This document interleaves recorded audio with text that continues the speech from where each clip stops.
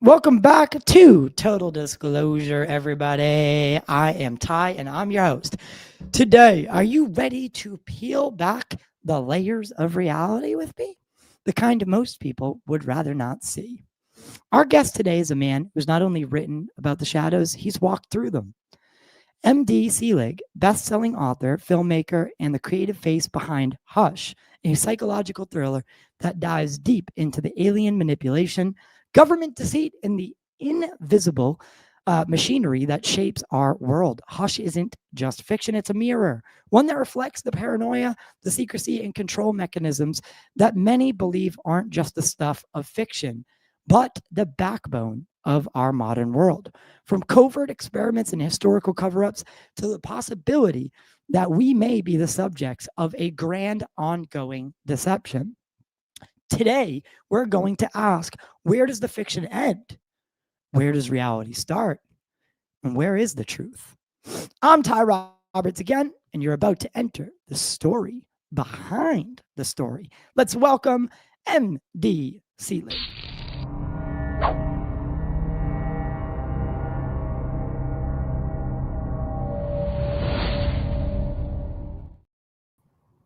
All right. Well, I'm super happy to have you. Am I saying I didn't? That was one of the things I forgot to ask you behind the stage. Am I saying that right? M.D. Selig? You are. It's perfect, Ty. You're awesome. And I'm honored to be here. So this is really fun. Usually I butcher people. I'm like, so MD, what does that stand for? Michael? So for Michael David. Michael David. I really like that. Is that like is that your author writing name? I've just over time, like doing movies and everything else, there's just so many Michaels in the world. It's like, okay, am I going to go by M. Selig? Like, what can I do just a tiny bit with my name to kind of make it a little bit unique? So I thought, well, what if I just try M.D. Selig? And that was many years ago. And I'm fine with Michael, Mike, MD, like whatever works. In the moment, people change it. A lot of times on set, everyone's yelling MD if they're need me for something. And some people still say Michael, and it just doesn't matter to me at this point in my life. I'm like, if it's roughly a nice name, I'm good with it. I'll probably respond. Right. I like it. I like it. Well, so obviously, here on the show, I get into a lot about, so I get into UFOs, paranormal, pretty much a lot of the existential questions that I've always had, since I was a kid, and I think most people have. But I came from the world of Hollywood. I went to film school. I thought that was going to be who I became, was, just someone in Hollywood, and hopefully would end up directing films and potentially writing. And it didn't work out the exact way the way I thought, but I'm very, very happy with where I landed and what the trajectory is.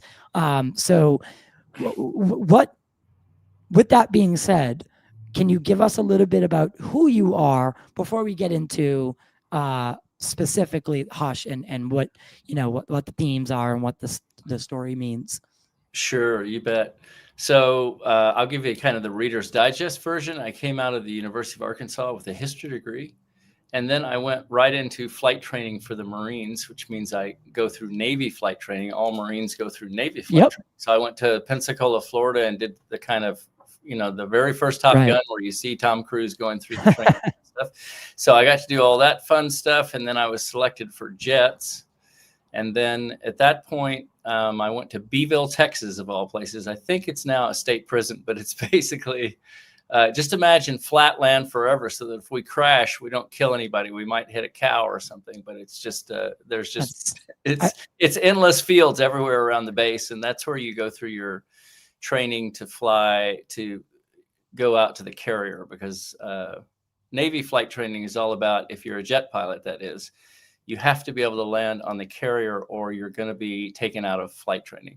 So it's all a build up. So I flew, for those who are aviation buffs, I flew the T2 Buckeye as my intermediate jet trainer. And then my advanced jet trainer was the A4 Skyhawk.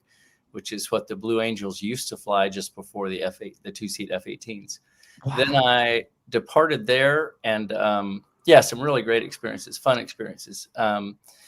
If people want to know what the A4 Skyhawk looks like, they can go to mdselig.com, and the very front page is actually me sitting in front of the jet on one of my final flights in front of an A4 Skyhawk. So that's kind of fun. Ooh. But I got out of there and was selected to fly A6 Intruders, which is an all-weather attack jet.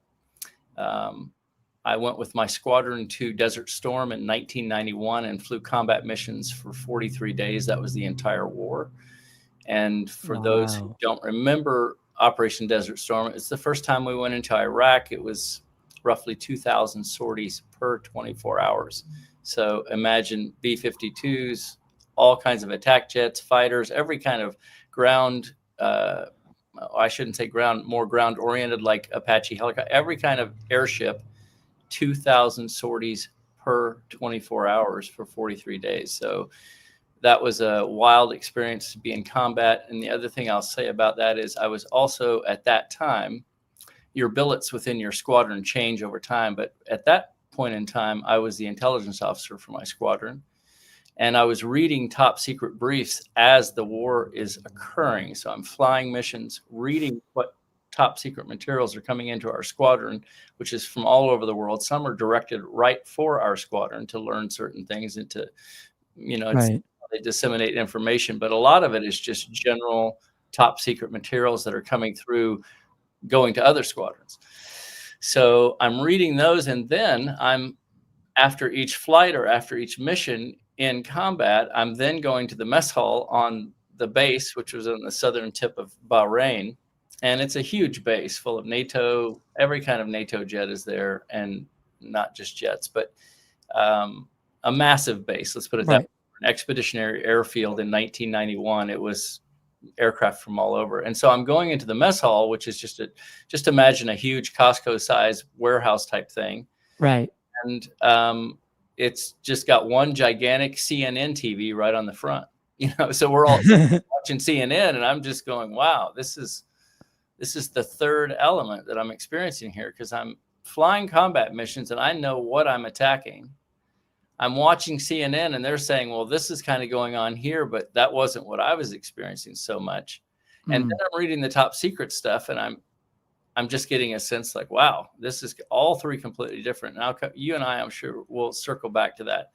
But I left the military after 8 years. That's one tour for a pilot, because they spend a lot of money on you. You have to stay in for 8 years. It's not a quick 3-year tour.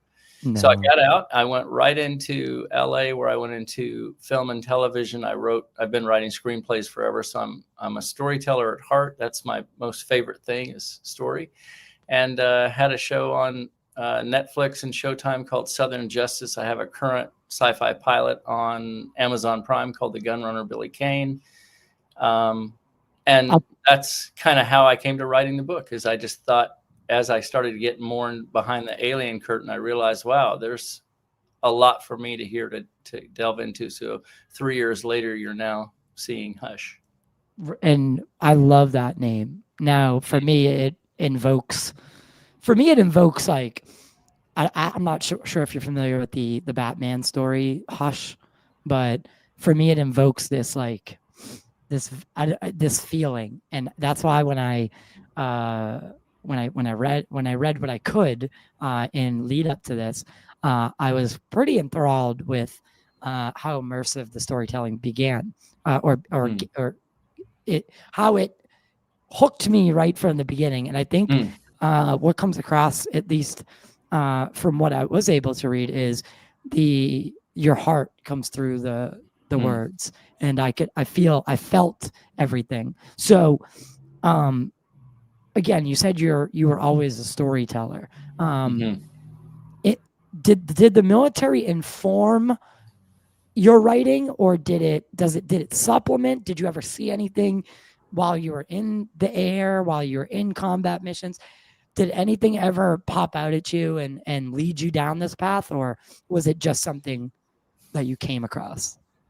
So if your question is, did it lead me toward the alien question or the kind of other actuality that I thought was occurring, the answer is yes. If you're asking about, is that what makes you write a book? I think for all storytellers, and I come from a background of writing screenplays, so it's kind of show don't tell in a screenplay. Mm-hmm.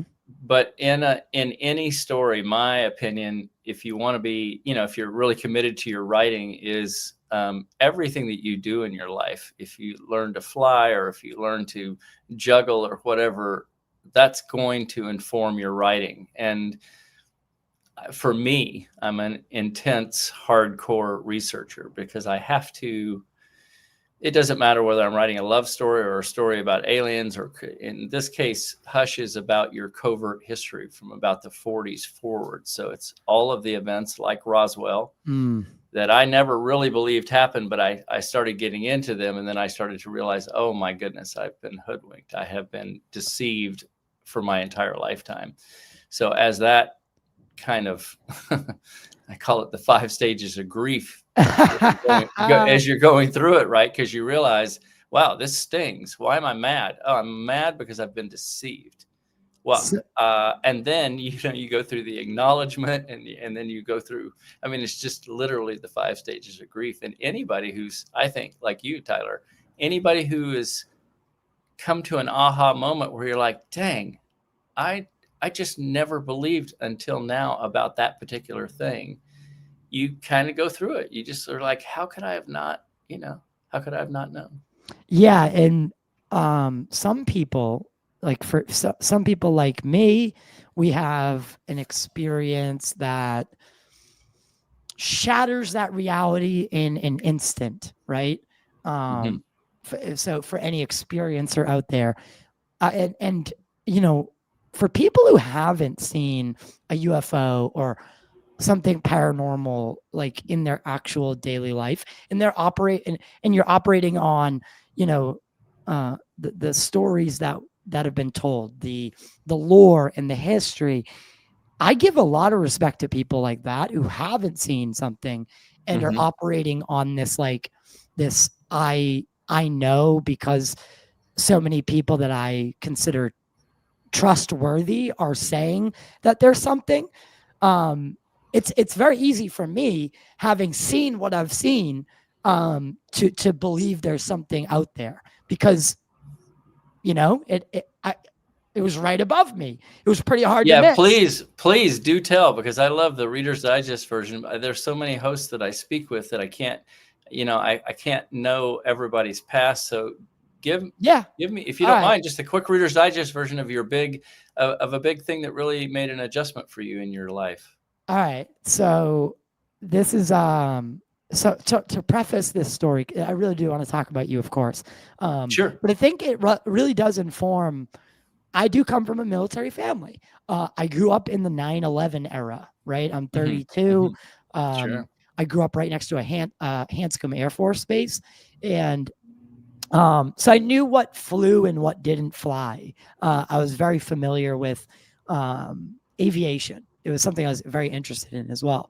And right up here, you'll see my mother, her little urn, and her. She plays a big part in my story, because so the only reason I was home, it was, I don't know, it was a weekday school. She asked me. She did this thing every once in a while, where she would be like, "Hey, you want to stay home from school?" Because she was a mom. She was an at-home mom, and she just wanted someone to hang out with. Yeah. So I drew the good straw that day, and she asked me, "Hey, do you want to stay home?" And of course, I said yes. And I remember this so vividly.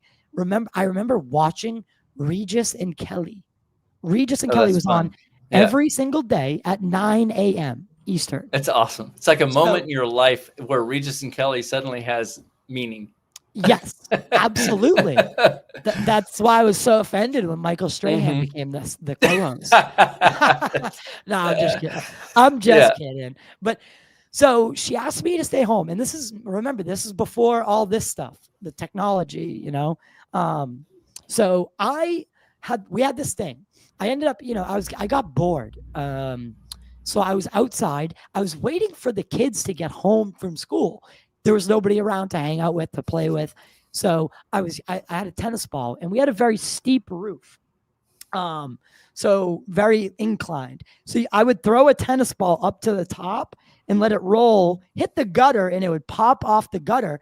And then it was kind of like a way I had a very long house, so you could like throw it and play catch with yourself. Fun. I'm mid throw, and I'm about 11 years old. I don't really have much. Like, again, there's not too many walls that have been built up yet. Right.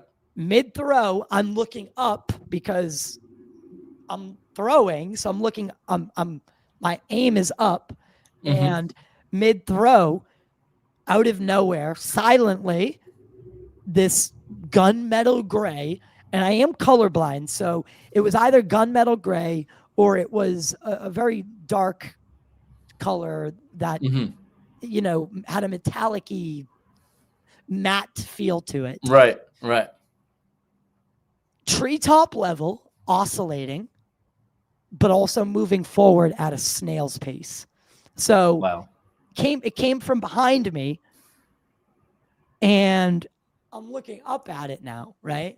And it's oscillating and moving slowly over my house, going east to west. Is it round like a platter, or yes, is it triangular? Yes. What's the... So it's round, and okay. By all at that point, I had never seen anything like this.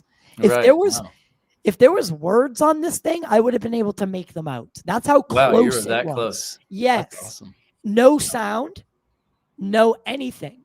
Just just my internal thoughts playing like very loudly. Like, what is this? What am I seeing? And then it gets to the point where it comes over my house, and I'm locked in on this thing. Like, right, of course.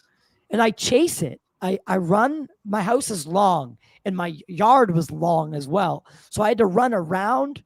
So if this is the house, I had to run around to get to the back, right? Are you in a rural town or in a city? Rural. Okay.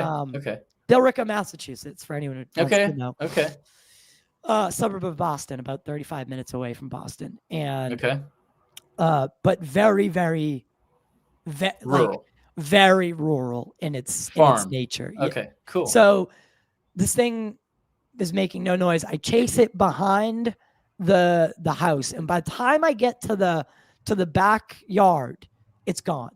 Now, I don't know. I can't say for sure whether it took off or it just was out of my sight at that point. But then I run all the way around the house. I'm looking, and I run into the house, and I tell my mom, yeah.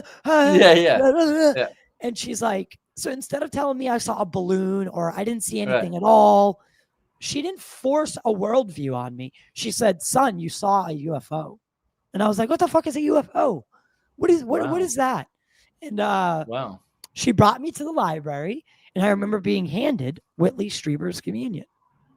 And from there, from there it was often, I was always the existential one. And how what was your impression of how she knew that you saw a UFO? Did she look out the kitchen window, or she was inside the house? So how did she just confirm it so quickly? Did she ever tell you that you had missing time? And like, in other words, that's another thing. Okay. That's a whole. Just wondering if there was, did she give you a hint, like, sweetheart, this isn't the first time you told me this, and it's been 2 hours since you've been out playing ball instead of 3 minutes. Right. So I was just wondering if any of that came around for you. There is an element to. Okay. There is. It's something people who have listened to the show have heard me tell this story. I have never told this part. So I can't remember anything from the event occurring to it's hard to tell because I don't know if it's missing time. I remember the event. I remember Regis and Kelly. I remember being asked to stay home, but I don't remember anything else. Yeah. So, like, you're in a perfect situation that if you ever feel comfortable, you can go to, vet a couple of hypnotherapists, right? And you can Yeah. do HQQT, or however you say it. How do you say that? The HQQT, Yeah. Regression. regression. Yeah, and you can take a little journey and I see would if there's love. anything there for you, because then you can really get some information, and you might find some interesting stuff with your mom as well. Well, want to hear something else crazy? So Hmm. this is another Hmm. crazy thing. So I had strayed very far from the path. I told Hmm. you before. Um, I was always in high school and in middle school. I was always very existential. Uh-huh. I was always asking the questions of, because I graduated in 2011. The year was the world was supposed to end the year after I graduated. So Right, I remember. we're all Right. talking about that.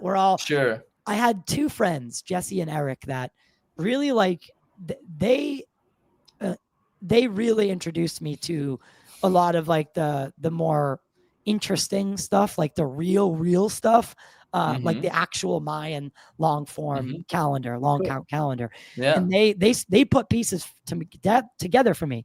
But I was always very existential. I was always the kid who was smoking a joint at the Right. party in the Right. corner, talking about who are we, why are we That's here? fun. Yeah. Yeah. Yeah. You had questions. Yeah. So but I end up straying very far from my path. I want to go to film school.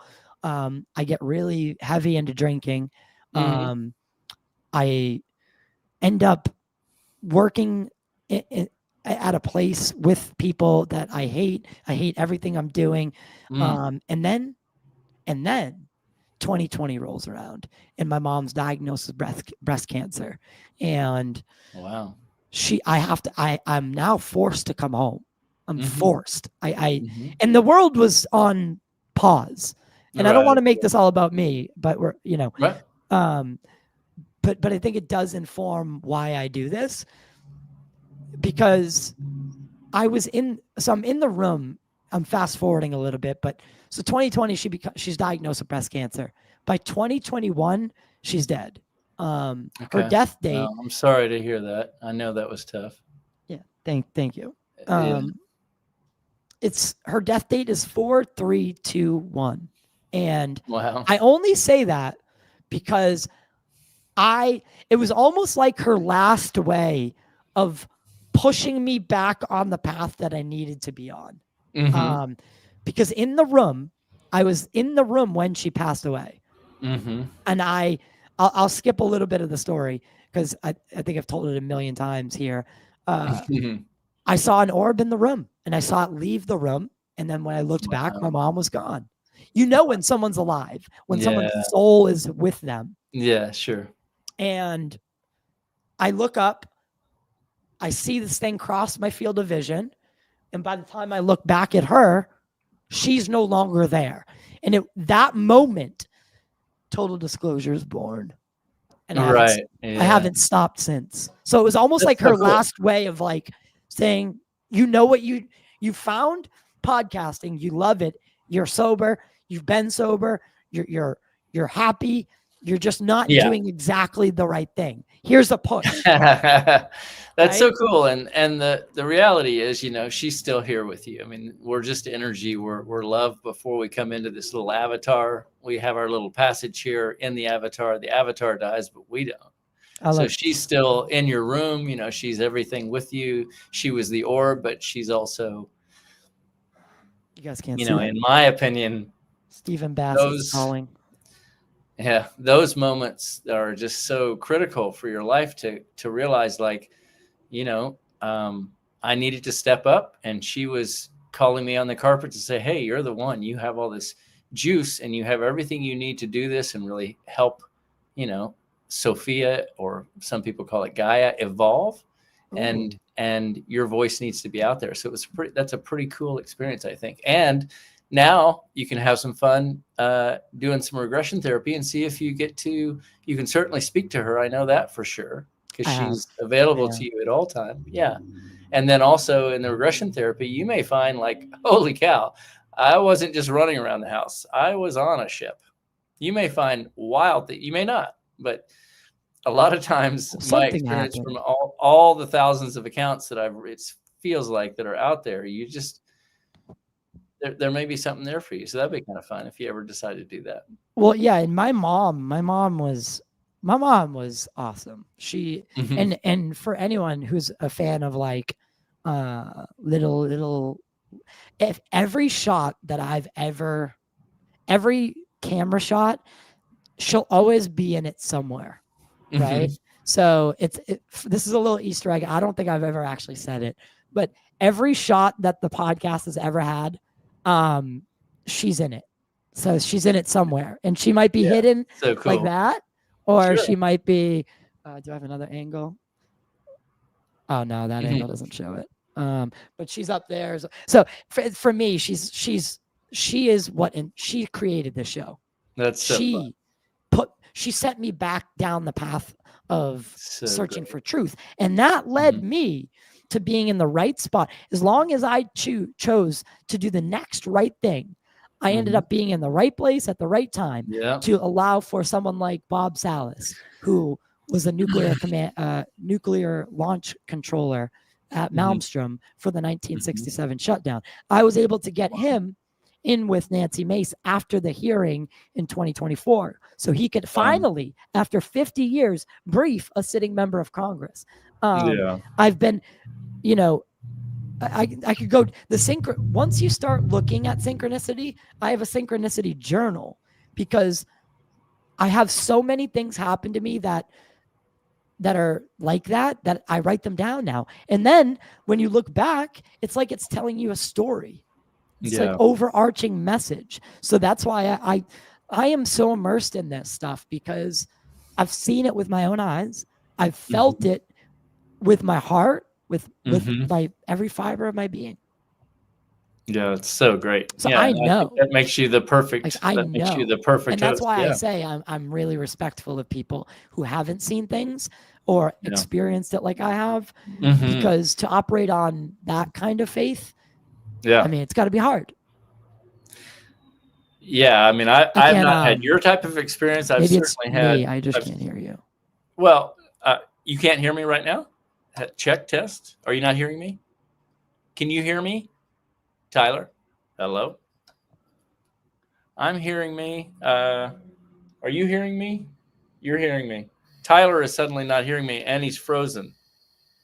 So Tyler, if you can hear me, your screen froze. Oh, there One you're back. second. I think I'm Can you hear having me a now? little technical difficulty. Okay. I can hear you again now, and you froze for about Can 15 you seconds there. hear I can me? hear you. I can hear you just fine. Yeah. And my assistant Okay. here No, can you're hear me. coming through. It's definitely on Okay. me. It's definitely on my Okay. side. Yeah. Yeah, I think you're good. You're back in action now. Just a slight. I'm frozen. No, you're good. Right now, you're fine. Let me You're refresh here. moving. Look, my mom was coming to say hi. It might have been.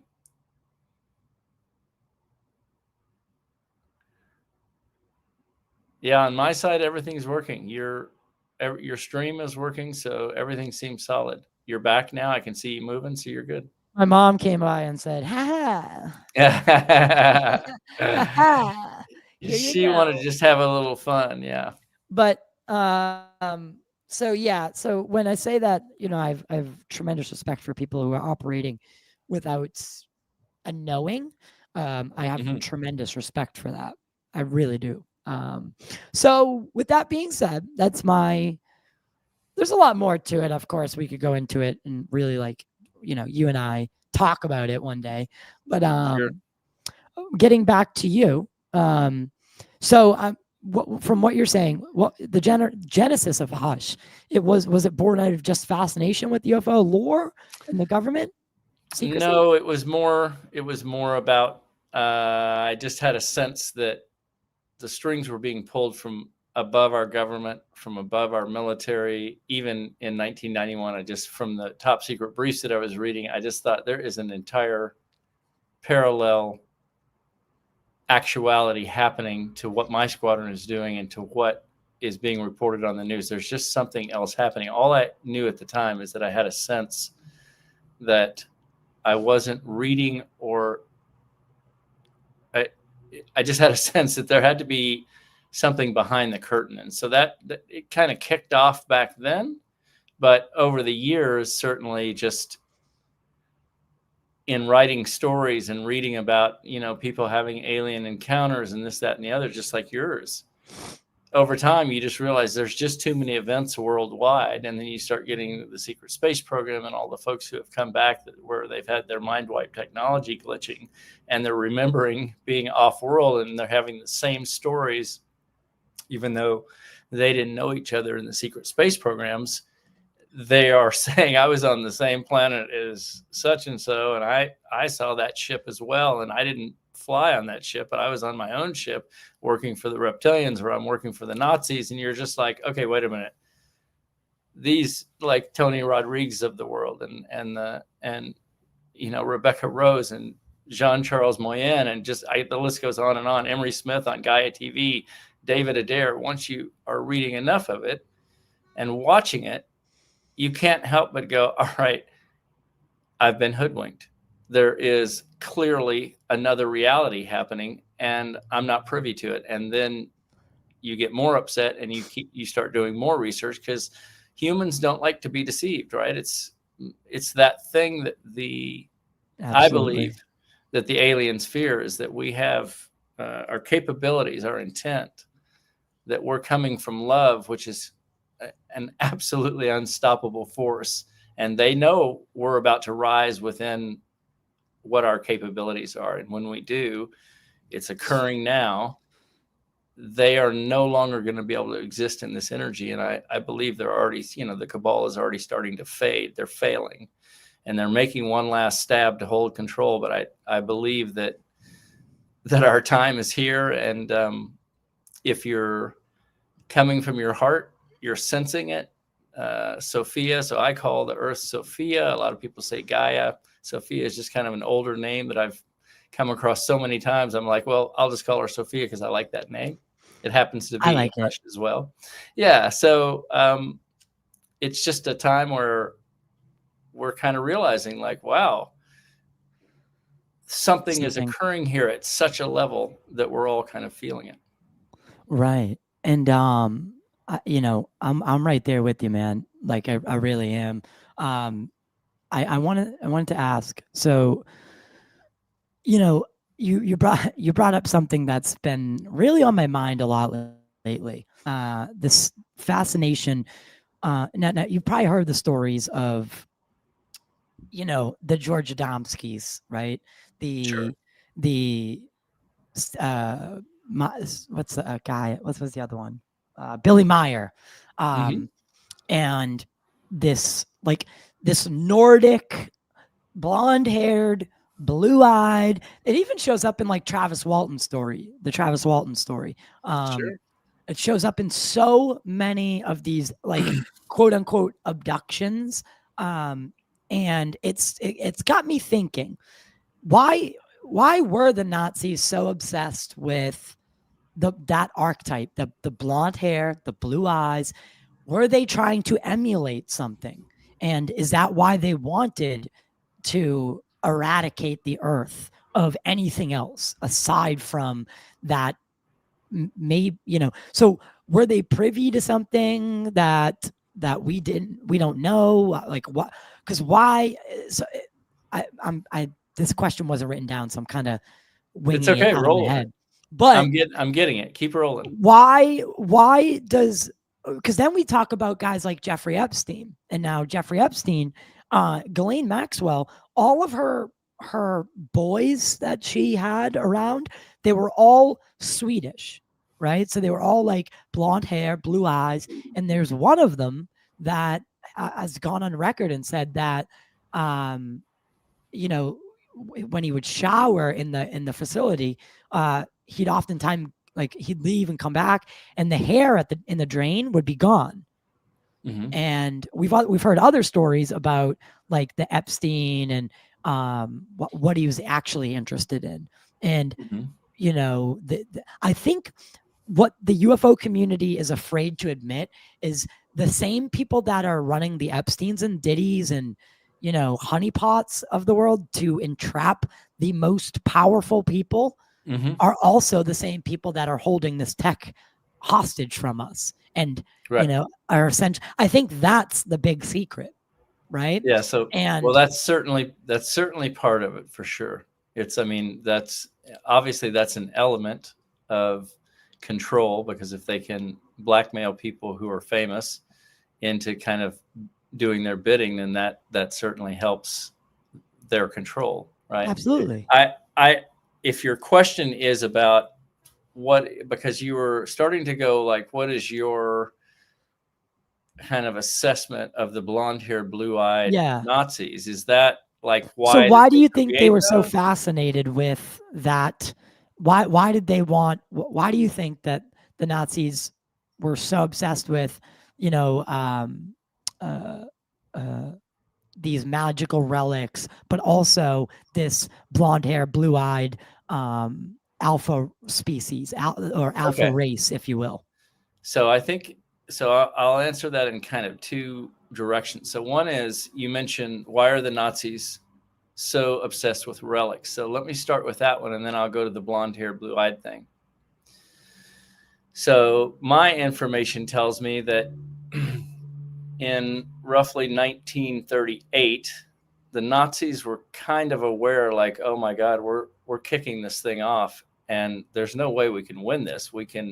They certainly had the chutzpah to kick it off, but I think on many levels they knew they're just not a big enough country. There's just not enough. You've got America that's about to enter the war. You've got Russia that's going to enter the war. I mean, this can't end well for such a tiny country, even though they were so amazing with their military might and what they did. But I think they had a sense, from my research, that, okay, this is not so great. What else can we do? So what they start doing, mainly it's Himmler and Todd, who are at the top of the Nazi hierarchy, and they are holding essentially seances to kind of bring in the devil, to see if the devil will help out the Nazis. What appears to them in 1938, and actually a little bit before 1938, is a Draco reptilian. Now, if you're trying to conjure the devil and you don't know anything about Draco reptilians or anything else, and you suddenly have a 9 to 15 foot reptilian, telepathic, psychotic looking Right, monster standing over you, you might, and they don't smell good, according to everything I've researched. They are really rough smelling, like sewage. That I'm assuming that you're going to think, I've just met the devil, and the devil is now speaking to you. Think about this. You have a seance, a Draco reptilian appears looking down at you and telepathically has you in I mean, they're neurally engaging you. So they have neural engagement capability, and they basically lock you up. So you're Himmler at the top of the Nazi pyramid, right below Hitler. What are you going to do? You're going to say, yes, sir, whatever you want. Like, wow, what in the heck, right? right. So then at that moment, the reptilian essentially says to them, look, you're going to lose the war, but I have some good news for you. There's this base below the ice shelf in Antarctica, and you guys might want to, I mean, I know you have off-world aims, and this is the way to get there, and I've got some technology there for you that will allow you to build some ships. This is in 1938, right before the New Schwabenland expedition. So they're essentially told, if you'll work with us, we have a few demands. We might need a few of your humans, specifically Nazis. Right. But the other thing that occurs during that time frame, and you can read about this in the Dark Fleet, and I won't go into the details of the Dark Fleet other than to say the author talks about how the reptilians, being that they were here long before humans even evolved on the planet, knew we were about to evolve, knew that we were about to step into what is occurring today, which is us as love beings. And like I've tried to tell, my message is the reason the malevolent aliens are here breaking the Prime Directive in cahoots with the cabal and in cahoots with malevolent elements of all governments, not just our government. We have elements, folks who are paid well to keep their mouths shut, They're the ones who get to deal with the alien traded technologies. They get to hand out the military contracts for those unacknowledged special access programs. I only say all this to say that it's the reptilians coming here out of fear of what humans are about to explode into, which is love. And love, the reptilians can't even hang in the space where love exists. Ooh. So it's a natural for them to go after the Nazis.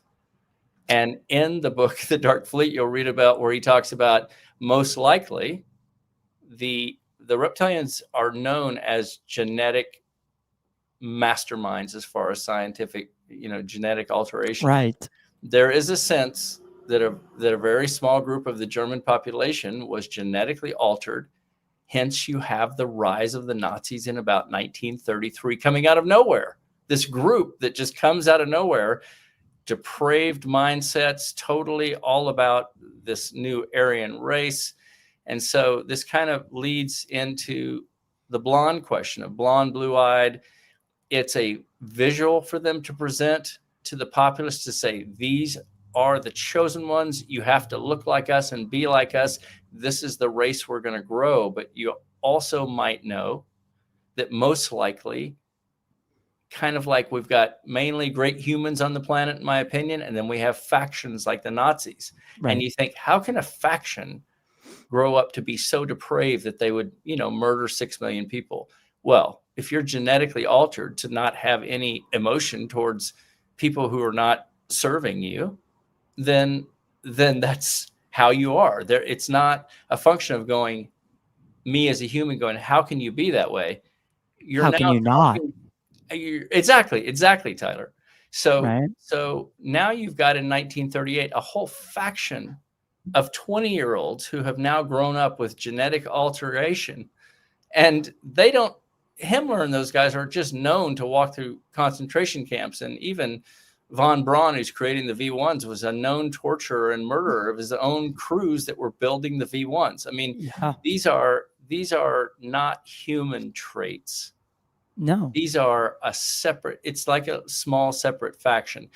And having said that, and this will be the last bit I'll tell you about this, because I think I've kind of roughly covered why they were so focused on any sacred artifacts. They were looking for any energy to help them win the war. Now they're told they're not going to win the war by the Draco. And they're also told, hey, you want to go off world? I know that's what you really want, which is what they wanted. So get over to Antarctica and establish your base, which becomes base 211. That's where the first anti-gravity ships are built with Draco help. That's where Operation High Jump, when the Americans go down to try to oust the Nazis from that base, they are jumped by flying saucers coming out of the ocean at incredible velocities that shoot down all 30 F-4U Corsair fighters flying over Byrd's flotilla. Within 10 minutes, all those Corsairs are burning and heading towards the ocean to their watery graves. Right. And the flotilla is suddenly turned around because Byrd's like, what in the world is happening? Right. They had never seen anything like it. So I'm just saying all of that stuff occurs because of reptilian manipulation, not only of just kind of speaking with humans, but you got to remember there's genetic alteration, so that by the time they're discussing things with Himmler, Himmler is part of it. He's been most likely, he didn't even know it, but he's been genetically altered to be receptive. Interesting. To the reptilian stuff. So if you just sit back for a second and you go, okay, wait a minute. If they can come to our planet, we can't even leave our planet, essentially. I mean, yeah, we can leave with a rocket once in a while. Obviously, we can leave with a lot more, but I'm talking about what we all believed in 1938, that we couldn't depart the planet, but they arrived here from somewhere else, right? So you're thinking about technology just to get them here that's lifetimes ahead of us. Now, think about this, millions of years ahead of us, where we're finding spaceships that are 10,000 to 1,000,000 years old. They're spaceships, that have crash landed. So then you start to go, okay, wait a minute. If they're bringing that technology, what else can they do to further their goals of controlling humanity? They can just infiltrate us. They can infiltrate the top folks from all countries and be hybrids and look just like a human, except they've got a reptilian agenda. Right. And the way they're directing things, big pharma, industry, media, when you start to do the math and just be normal about it. If I'm going to take over a planet, that's what I'm going to do. If I can fly there from anywhere in the interstellar, world, multiverse, then I certainly have the technology by then to go, all right, well, heck, I'll just enter a human. I'll enter a few humans. They've done this on, supposedly, the Draco reptilians have done this on many worlds. They've taken over many worlds. And they don't do it by hostile takeover. They do it from within. So, because when you do it, when any hostile takeover, I think would be, obviously that's where resistance and rebellion is born, right? So if you do it from within over a long period of time, and maybe time isn't even something that matters to you because you have plenty of it, and it's, we experience time in different ways, and time being, not linear, but more like an infinity symbol, like a matrix. Yeah, right. So if that's the case, then why a hostile takeover? That wouldn't even be. It wouldn't even make sense. Just you infiltrate and you do it from within. Right. It's a velvet takeover. You're exactly right, Ty. And get this. It's the perfect thing because you're perpetrating this velvet takeover against people who don't even believe in aliens. So they're not going to rise up against aliens who are taking them over because they don't believe there's aliens here in the first place. And that's the crux of the hoodwink. If they can just make it so that, aliens, if you believe in those, you're just crazy. So now you've got the human population controlled on every level, and they can do their takeover. They can start infiltrating into different human entities, into different human bodies, because they can soul steal. That's part of their technology. They can just take my soul, put it in a beaker, infiltrate my avatar, this body, and I'm M.D. Selig talking to you, but now I suddenly have a reptilian agenda. And the things that where you're, and this is how they can do it all the way from the top and just gently massage us indefinitely into this environment where we don't believe there's aliens. And meanwhile, there's ships going off world because they're in cahoots with the cabal and a few humans that help them control humanity.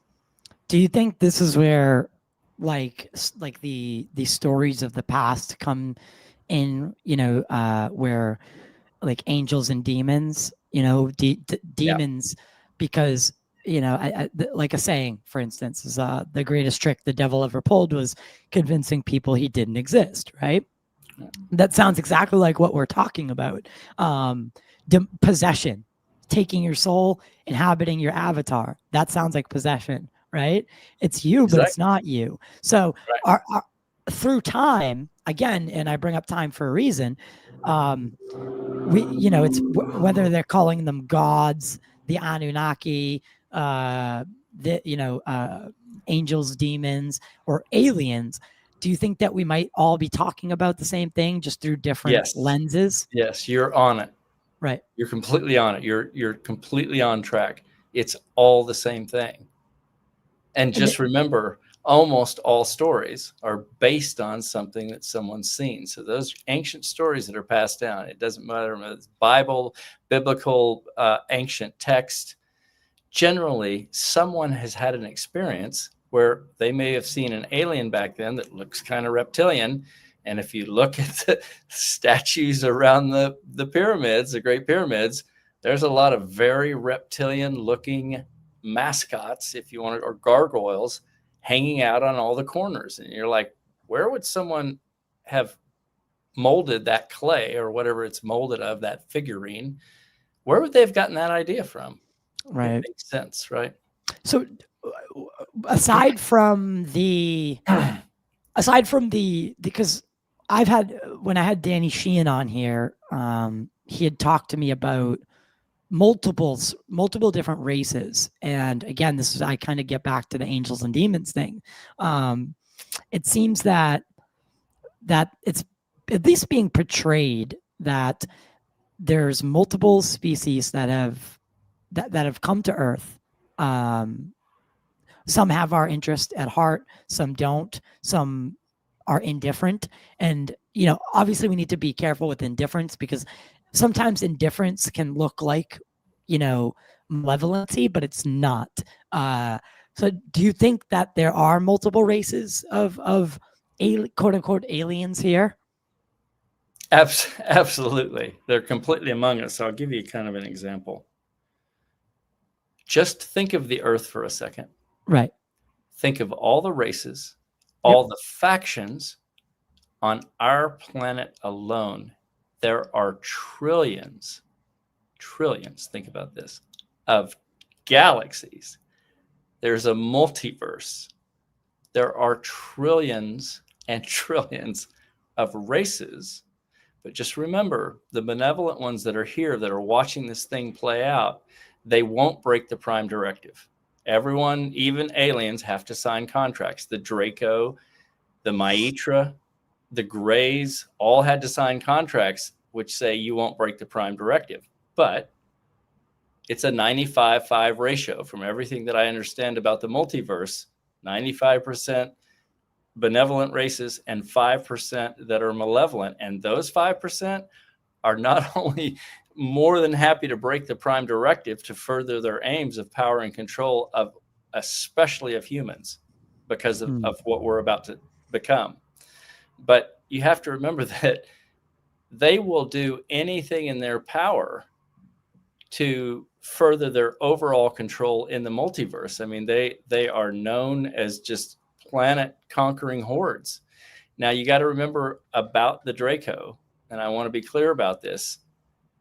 It's easy to be racist about the Draco, but the Draco have been here long before humans. And you got to remember, just like humans have a bad faction, let's call them the Nazis, or let's call them the American Mafia, there are factions within humanity where we kind of go, that's not really who we are as a race. That's a faction of us. Right, that doesn't represent. That tends to do maybe some bad things. That's what you're dealing with the Draco reptilian. You've got to remember, it would be racist to just say all Draco. No, that is a faction of what I understand to be a very benevolent, wonderful race that has lived below, in, and around our planet long before we got here. So do you think that, okay, that's very interesting, because that brings me to a question of, because I've racked my brain that probably thousands of times about why would the government really want to be secret about this? Like UFOs, right? I don't know if it was just UFOs in the sky, would all the secrecy be necessary? Would they really institute such drastic measures to keep it from us? I don't know. Even the beings, that's a stretch, right? The classification and the secrecy around that there's other life. I maybe, but then I start getting to the real meat, is what I call it. So it's not that they're classified. It's not that they want to keep us from knowing that UFOs exist or even that other life exists. But maybe that this other life is partly responsible for why we are even here in the first place. And are we ready to meet our creator, literally? So your question is that, are we ready to meet? You're saying that it may be the malevolent aliens that created us? Is that what you're kind of hinting I don't at? know. Is that a question for you? Okay. Yeah, I don't know. I guess not. Maybe not exactly a question, but more of me pondering: could an alien, and quote unquote alien, because alien I think is a very weird word, but this other, whatever non-human intelligence it is that could they have played a part in the creation of human beings and altering our genetic makeup and essentially, being our God, if you will? Like, are we Cool. ready to Yeah. know Okay. that? So I'll answer to the best of my knowledge from all my research. Now, you had kind of hinted at that it might be the malevolent aliens as our God. Are we ready to meet Right? them? But I'll The just say this. Anunnaki, right? I'll just say this. No. And No. the answer is because you're love. And here's my best understanding of what's occurred. And this is from not only contactees, but many sources who deal SSP and there's just a lot of information now, which you know about. But according to everything that I know, at some point, 21 to 24 of the best of the benevolent alien races were essentially beakered. And we were an experiment and this is how the reptilians knew it was going to happen on Earth. They knew it was going to occur here. The best of the alien races, all of the alien races got together at some point. This is trillions of people participating. I shouldn't say people, of alien races participating, saying, hey, what could we do to create just the best of us? So we are that experiment. We come from the best of the benevolence. And hence, when we step into who we're about to be, our capability, our intent, the power that we're going to bring as love, which we're already bringing, it's so unstoppable that's why you have these malevolent races who knew this was coming. Like, we need to control these guys before they burst. How are we going to do that? Let's drag a moon there and put a beacon in it that kind of keeps them down into the third density. Let's do what we can to infiltrate. So, your moon is not what you think it is. And I'll say that from many secret space program folks who've been at the Lunar Operations Command run by the CIA. There's reptilian bases there. There's gray bases. There's harvesting facilities. It's the dark side of the moon doesn't rotate for a reason. It's the only moon that you'll ever know of that doesn't rotate around its main planet. It's because it's not organic. It's literally a space station. It's hollow. When you have all even the NASA stuff where they said, well, we had to drop the lower half of the rocket and leave it at the moon. And when it hits the moon, you have all these ham radio operators worldwide going, what is this sudden ringing? Right. And NASA is going, because it's hollow. It's a huge metal frame. And right. Elena Denon has been inside of it, but many of the secret space program personnel, many of them will tell you that's where their age regressed. That's where the mind wipe technology is used on them for up to 7 weeks. And all of them go through the Lunar Operations Command at one point or another, either on their way to Mars. And I'm saying that if we have a base there, which we do, the reptilians have had a base there forever. The Nazis put their very first swastika-shaped base on the dark side of the moon. And then you just had, what's his name? I believe his name was Wolf, the sergeant major who did the disclosure. Yeah, Carl Wolf. And Carl Wolf, and he's trying to tell everybody, I'm looking at photographs of bases in 1966 or whenever he saw them. The backside of the moon is covered in bases. And then he gets run over by a tractor trailer, whatever, a year ago. I'm just saying that there is enough evidence all over the place to go, oh, there's just too many people that have been there. It's like there's clearly a huge operation that goes on daily. We send the TR-3B from McCord daily to the moon. We've had that. It's our workhorse. It's a Lockheed Martin anti-gravity ship that's been around for many years now. There's flights out of Station D, which is Area 51. I'm just saying that there is a lot of evidence. And I'm coming back to your question of, are we ready to meet them? You're it. You are love. You are the experiment. You are the thing. You are the reason all of the malevolent alien races are here. They fear you because they know what you're about to become, which is just explosive love. They can't loiter in that space. They're already having to depart. The cabal is failing. They're already on the run. From what I understand, most of the reptilians who were here are dead. They literally can't hang in what's happening now with Sophia literally blooming. She's turning inside out. She's bringing her heart out to go, nope, I'm finally going to stand up for these humans who have been coward enough. We're all going to rise together, and that's what's occurring. So the moon is, and the moon has always interested me. The moon, it's the most odd satellite, if you will. We look around even our own solar system, and whether it's Phobos or what's the other moon around? They always look like potatoes, like they have different random shapes. And then we got our moon that perfectly eclipses, right? It's the exact dimensions that it needs to be to eclipse perfectly the sun. But it's all and then it's the exact distance away to all the oddities that we see. Like, what are the chances cosmically, given the backdrop of the universe? Like, what are the odds? I'm not saying it's zero, but there is also literature that talks about a time before the moon.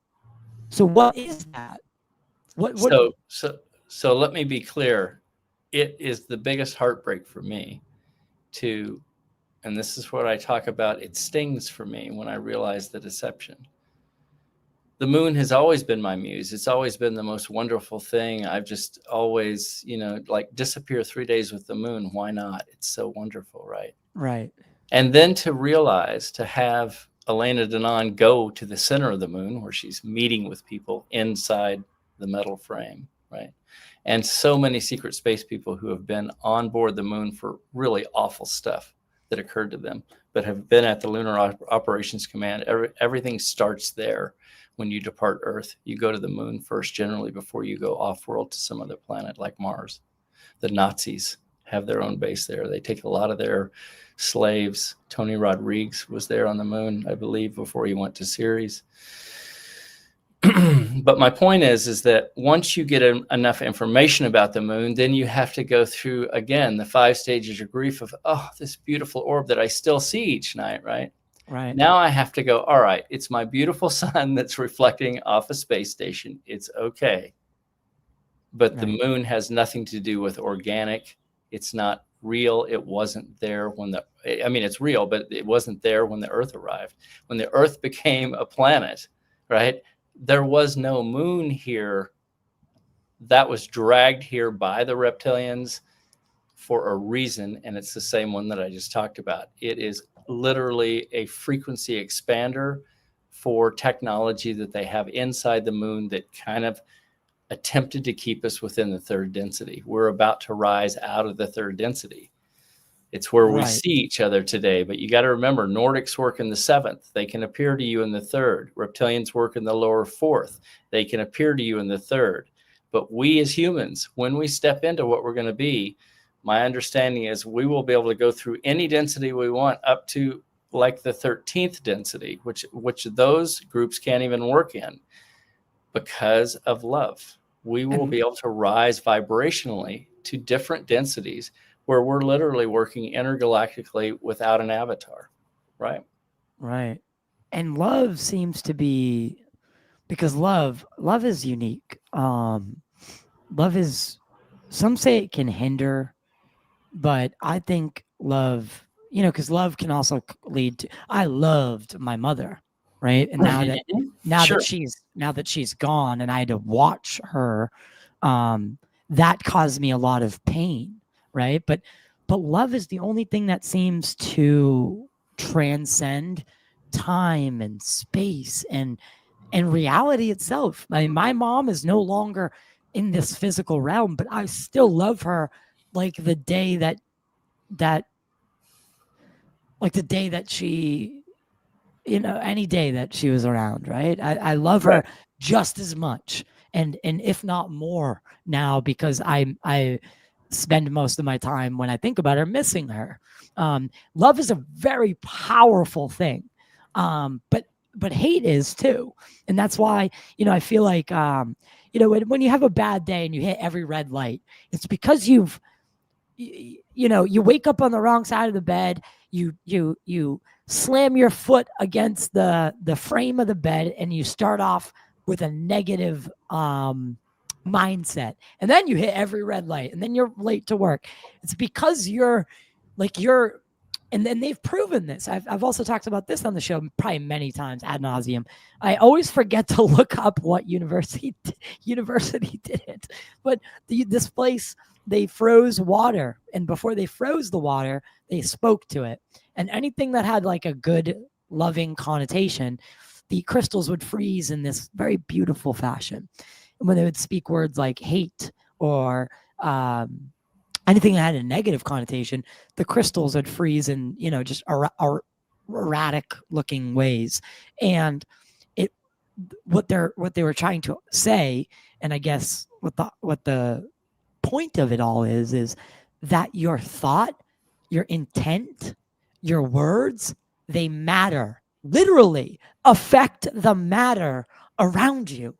So, when you're having a great day and everything seems to be going right, you hit every green light. It's you're part of the world around you, and you influence it.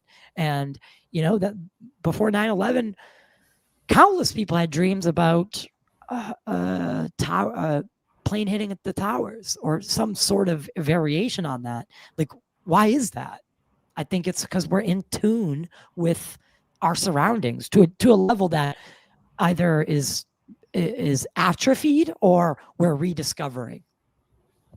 Yeah, and I think to your point about mindset, I'll say something about that I've kind of learned recently that I think will be helpful, hopefully to some, is that I have really worked hard to step through my day with my heart leading, right? Because I used to lead everything with the head because I thought, well, I want to really think about things and have all the answers. And the whole time I was realizing that the only way to kind of do this correctly to what feels like home to me is to begin with the heart. So here's an alternate thing that I've kind of learned. Like if I get up and I hit my foot, like you said, and I've had bad dreams and I'm in what you said, a mindset.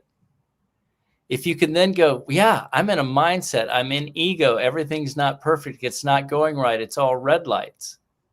If you can then go, wait a minute, let me go to heart. Let me drop into heart space. Let the brain just be a decoder of this gigantic, untouchable, unspeakable thing that is love, that I am, that I brought, that I am not going outside of myself for. I'm it. I'm love. Not in an ego way, not, proud or happy in that way. You're in a never so content space because you're coming from what you are, which is love. When you drop into that, you're not in a headspace anymore. And the red light is like, do I really care if I get somewhere today? Yeah, I got to go to work. But the light will change perfectly as I chose it to change. Right. So let me take you one step further. You chose this as love. You chose your path. And I'll say one last thing about your mom, which is kind of fun, I think, and kind of awesome. You mentioned the pain of seeing her go because you love her, right? And you as love came here to learn about yourself as love, to learn to love better. That's all we're here for. We're the energy of love. Before this body, you chose as love. Like, I'm going to go be a human here for a while and see what that's like, to learn more about love. I'm going to have experiences that are great and sad and wonderful and magical and crazy and nuts because I need to learn more about love, about myself as love. So you chose exactly what occurred with your mom. And what's wild is even in the pain where you were just missing her and it just felt like this can't be. I mean, you kind of almost questioned love when you said that, when you said, love is so great. It could be so great, but I went through a lot of pain. Right. But I think, again, if you can step back into that, you chose this for a lesson. you as love experienced this connection with your mom, which is still completely there, 120%. Your mom is still here as love, and you're still connected with her as love. But what you perhaps needed to learn in having her disappear from her avatar is the lesson of, oh, she didn't go anywhere. Wow. Nowhere. It's powerful. The avatar went away. And that's what I got into my headspace of, oh, the avatar is gone. I miss the avatar. Sure, you miss being hugged by your mom. I get it. Same with me, right?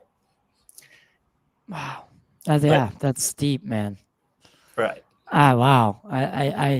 That's very, very. She's always here, right? She didn't leave. She was here Yeah. before, and you were here before. I know it, and I'm very, like, I like to consider myself, because of the couple experiences that I've had. I like to consider myself like a very, very skeptical believer. Like, because I've seen some pretty remarkable things, my bar for belief is very high. So, when people tell me like these really weird, crazy stories, and it's not that I don't believe them. It's just I can tell when someone's just trying to tell me a story, or like when they're being genuine, right? And it's interesting. It's interesting because we as like quote unquote believers, sometimes I have the sign right here that I want to believe. Sometimes we do, and that's what's allowed people to come into this space and take advantage of people, take advantage of their want to believe. And I think it's a very dangerous thing to take everything at face, like take everything as truth. Because there are still bad actors in our world right now. Like, you talk about this transformation that's coming. Chris Bledsoe has talked about something very similar in his experiences. And do you know about what Chris talks about, and how does that? I know the name. Give me the Reader's Digest version of what Chris is about, because I'm he wrote UFO of God, and he often. Okay, yeah, I did. I read his book. Okay, or I should say I listened to it. Yeah. God, so you know what I'm talking about now. So he talks about how the lady told him, and I've had him on the show. I introduced him at Contact in the Desert, which is a great experience for me. He talks about how the lady told him that when the star of Regulus lie in the gaze of the Sphinx, humanity will maybe I'm misquoting it, but humanity will go through a change. And he's been talking about this for quite a while, and he even found, with an astronomer, they did the calculations, and when the star of Regulus, or I think they called it, she didn't even name the star, she just said the red star, and so the star of Regulus is in the gaze of the Sphinx. Easter 2027.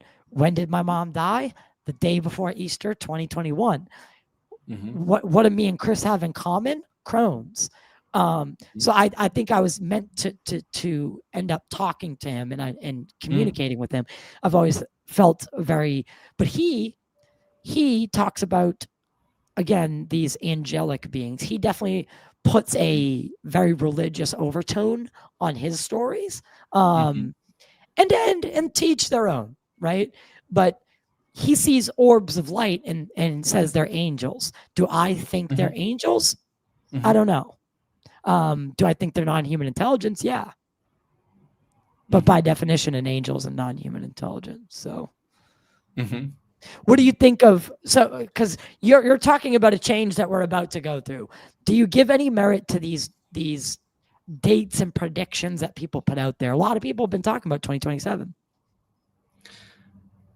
Well, my impression is you're in the midst of it. So it's not a one day thing that occurs and like, oh, suddenly we're evolved. I don't think that's the way it works. My impression is that just like all other changes occur over millennia, right? This phase could be years, it could be months.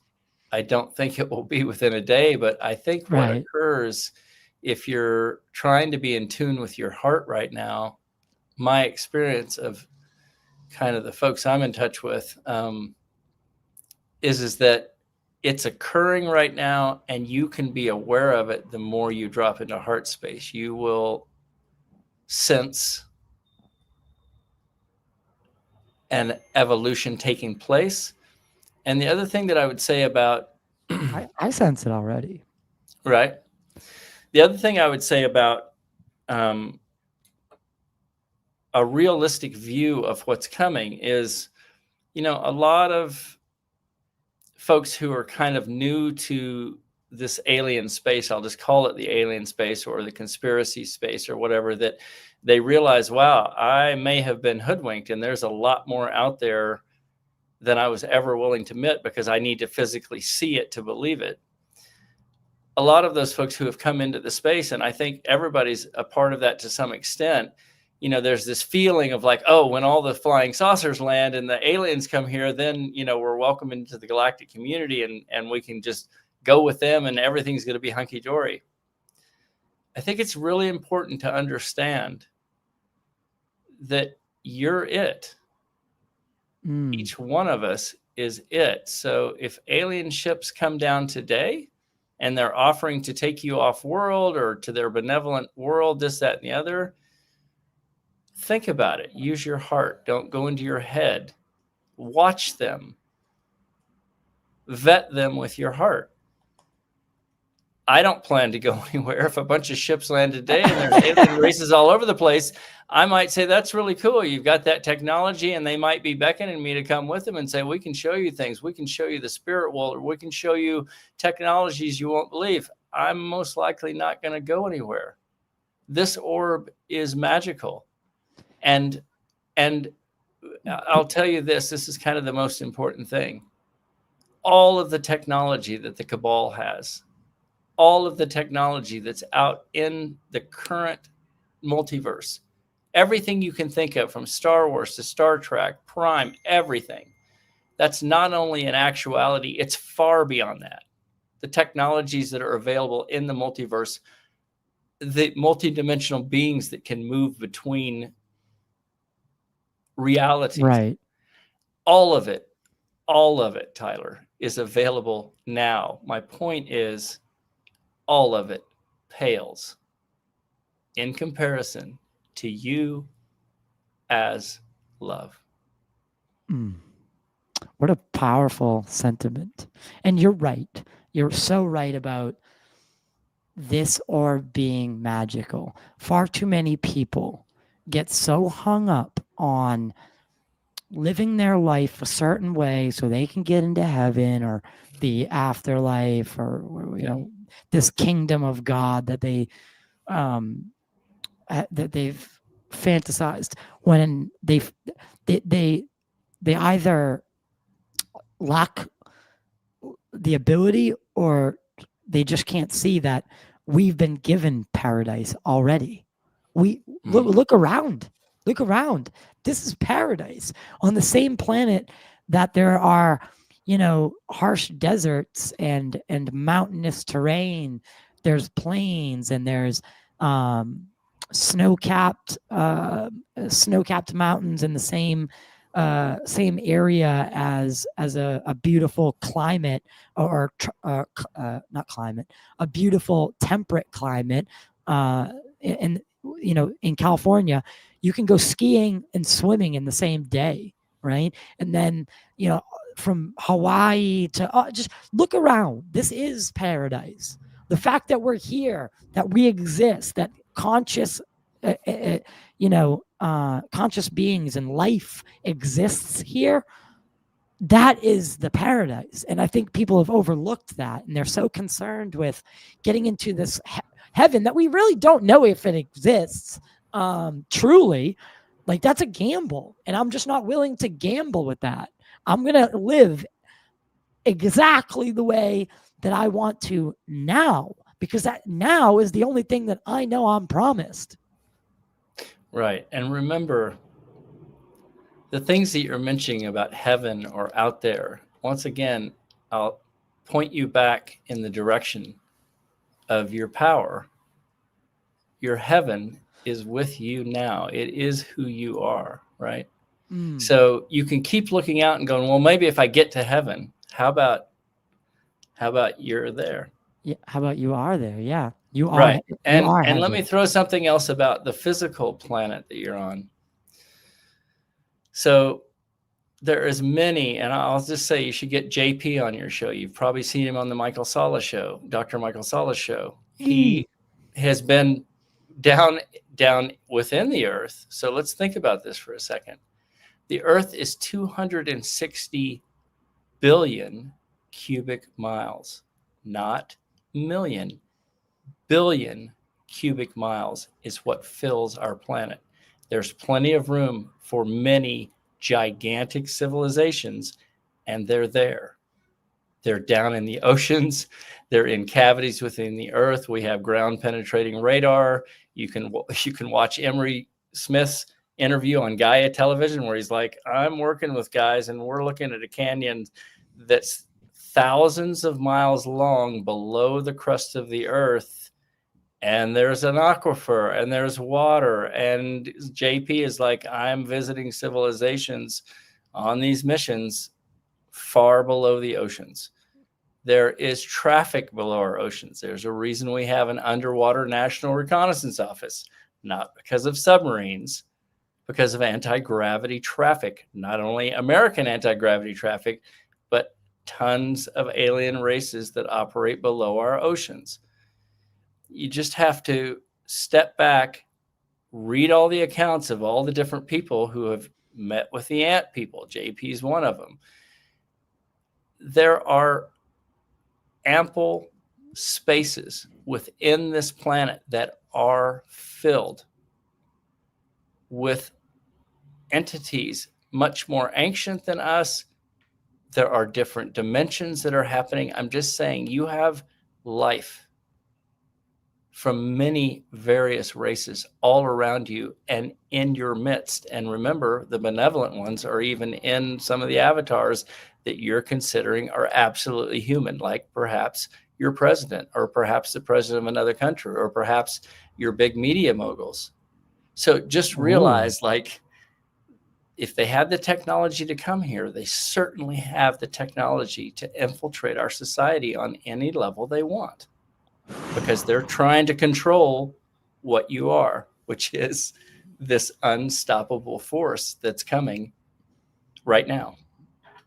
Interesting. My editor is going to kill me about this interview. That's good. That means you've had a good, interesting interview. Yeah. So I want to talk to you about something. Sure. I think that's the dumbest thing to say in an interview. I want to talk to you about something. No, but it's like a real, it's a good human way of saying, I got to cover this. Right. So it's great. Yeah. So there's been a story that is kind of, it's part of like UFO history, lore, whatever you want to call it.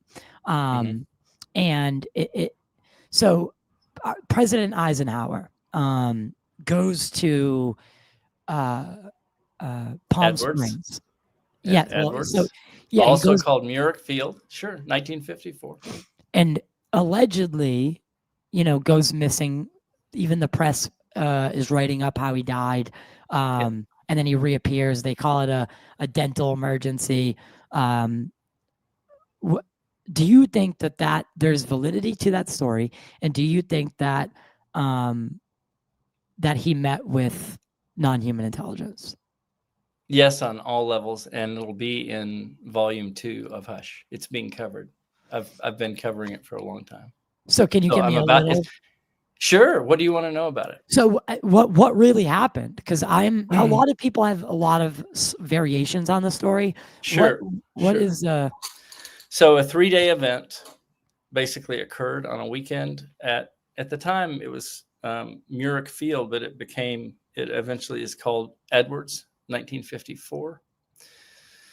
And because Eisenhower was having not only that meeting, but Eisenhower eventually meets with other alien representatives. And you got to remember that it's during 1954 that the Majestic 12, which Truman set up using Forrestal to set it up, which had 6 scientists and 6 military guys, Yep. they end up signing with the malevolent aliens behind Eisenhower's back. They start doing contracts. And that's where, when Eisenhower leaves in his departing speech and he tries to tell the world in the best way he can, I can only tell you now, I am no longer in control. Your Congress is not in control.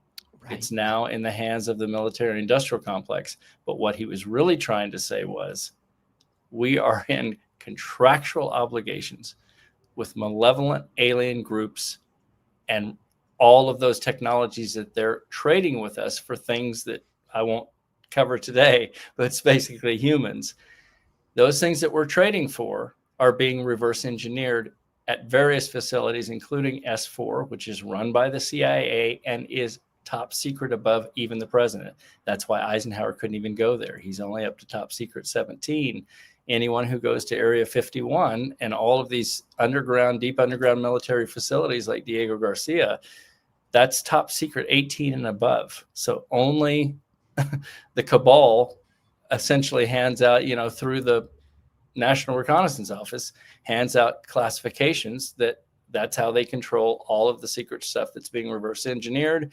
That's how we have aliens in detentions. If you watch Emery Smith on Gaia television, he'll tell you 20 years ago, he's 50 floors down at Kirtland and he's working next to a praying mantis that's doing the operation on an alien that they are dissecting, because they're doing genetic experiments to meld aliens with humans. This is all for the cabal, all on this planet, occurring today and has been since the late 60s, as far as I can tell, at various deep underground military facilities. How is it funded? Special access programs are what you see on the news, like the B-1B. That's all below top secret 17. Above top secret 17 is unacknowledged special access programs. Think Lockheed Martin. And those contracts are handed out from the cabal through their human representatives that are most likely hybrids, giving all of these worldwide contracts to all these companies that since the 60s have been reverse engineering, helping build our Space Force.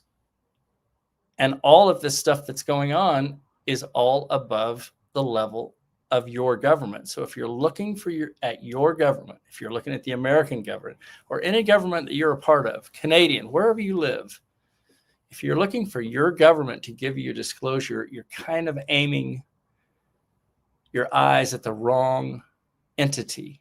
You're not going to get it from your government. They're not going to open suddenly a museum of 70 years worth of alien interactions. Go, here's all the flying saucers we've been reverse engineering. We're sorry we did that. They don't have any incentive to do that.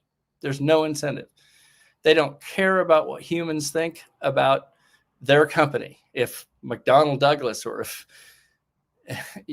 Lockheed Martin is a good company or not, they could care less. They're off world with our cabal, mining on other planets. I'm just saying that all of the stuff that has been occurring in our lifetimes with alien traded technologies is now so vast that we're off world with it. Obviously, we have a secret space program, not only for the Air Force, but for the Navy. There's a Marine secret space program, and it's been out there in space since the early 80s. Now, 40 to 50 years later, where do you think it is? It's beyond your imagination. Like, you can think anything you want, and the technologies that are out there being used by citizens from our planet are far beyond even the shows that we see created with Star Wars and Star Trek. All of that stuff is available and has been available to us, but we don't have access to it. We pay for it through these unacknowledged special access programs. It's funneled from American taxpayer money. At least the American part of it is. All the other countries have their money funneled too. It all goes to the cabal for all of this reverse engineered technology for all this control of humanity. So Right. I'm just saying, be careful putting all your energy onto C-SPAN and expecting your government to step forward and go, oh, we're now going to open the alien museum. That's not going to happen. They have no incentive to do that. They could care less about humanity. They're off-world. They're thinking about other planets. They're all about power and control. And or just most likely, it's reptilian. Yeah. Just look in the eyes of Peter Thiel when he's asked about whether humanity should exist, and he can't even bring himself to say yes, just without hesitation. He's. Did you see that interview? I haven't seen that. Is he the supposedly a reptilian or something? I don't know, dude. He's some form of alien or something. The guy's doing so on one hand, right? He's creates PayPal with Elon, then goes on and becomes a venture capitalist and is funding Palantir and has countless defense contracts for surveillance and weapon systems with our military. And then that same guy has a 4-part lecture that he's doing on the Antichrist, because he's totally not the Antichrist, right? Tim Dillon said it on Rogan.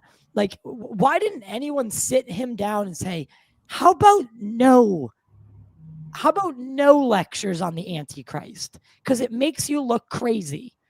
Because this is the same guy who's got these bloodshot eyes and can't express any human, if there's someone who's possessed or an alien, or like if they are in disguise, that guy's one of them. So is it? Yeah. You've really never seen this clip of Peter Thiel? I haven't seen that. I mean, I'm slightly busy with having just finished the novel and then all these podcasts. I know. I don't, I'm not on media at all because I'm so focused on really doing heavy duty research to bring something in Hush. And I'll tell you something about Hush that I haven't told every show, but I'll tell you that exclusive. Yeah, it's I tell Lincoln, my partner, about this. He's he's the one who kind of keeps me afloat with all the different shows that I'm scheduled to be on here, and he runs my publishing company. But I tell him once in a while because it's a thing that he now sees occurring. I wrote Hush, but in all my writing of all my stories and screenplays over many years, all I can say is that Hush was directed and not written by AI. I'm just saying that when I wrote it, the stuff that was coming through was clearly beyond me. The muse. So when you're reading Hush, all I can say is, I believe there's a benevolent element. It may be me, but it's hard for me to step in, as for all of us, to say, well, maybe I'm just the conduit for it. All I can say is when you're reading Hush, you're reading what the committee wants you to know. I call it the committee, but there seems to be so much information that came through on this that I couldn't have come up with on my own, where I'm just saying it's been directed to give it as a gift to humanity. That's all I can tell you. Well, I don't think you're the first to ever say something like that. Like, the muse, right? Tesla, Einstein, sure. Mozart, many people from all different walks of life seem to, a lot of times musicians as well. And I think that's it's ironic that the root word for musician is the muse, right? Or amusement, the muse. It's that idea of pulling from the one, the source. And it's, as a writer, as a musician, they say that it's you're the vessel and the universe is working through you to put pen to paper or to put Sure. music into, whatever they inject it into society. So this is not new, right? This is not new. And so do you think that the universe wrote Hush in a way? Or I would definitely say love wrote it. Love. Okay. Do you Yeah, think love I mean, is the God? universe to me, well, let's put it this way. The human body and the universe came from love, not love from the universe and the human body. I'll tell you that as an absolute. I'll say it again. The human body and the universe came from love, not love from the human body and the universe. That's an absolute. It all comes from love. Yeah. I'm trying to pull up. I desperately need you to see this now. You're going to bring up the clip? Yeah, I like desperately need to show it because it scares me, man. Like, but even before I see the clip, I'll tell you something, Ty, that I think is important. Remember, I told you that the cabal works both sides of the coin. And the best job they can do is to keep you in the milieu of being confused.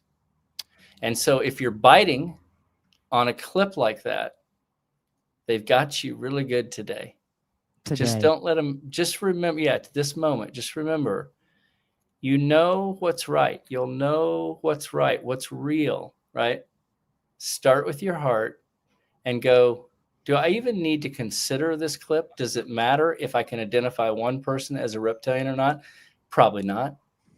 Is it just cabal making me spin on this one entity that his eyes are bloodshot and I'm thinking he's alien and he doesn't say that the human race should be saved? Really? Do you see what I'm saying? Yeah. Like, you're so powerful with your show and everything else. I'm just saying, try to, and I see the clip here that the guy's going to start speaking, right?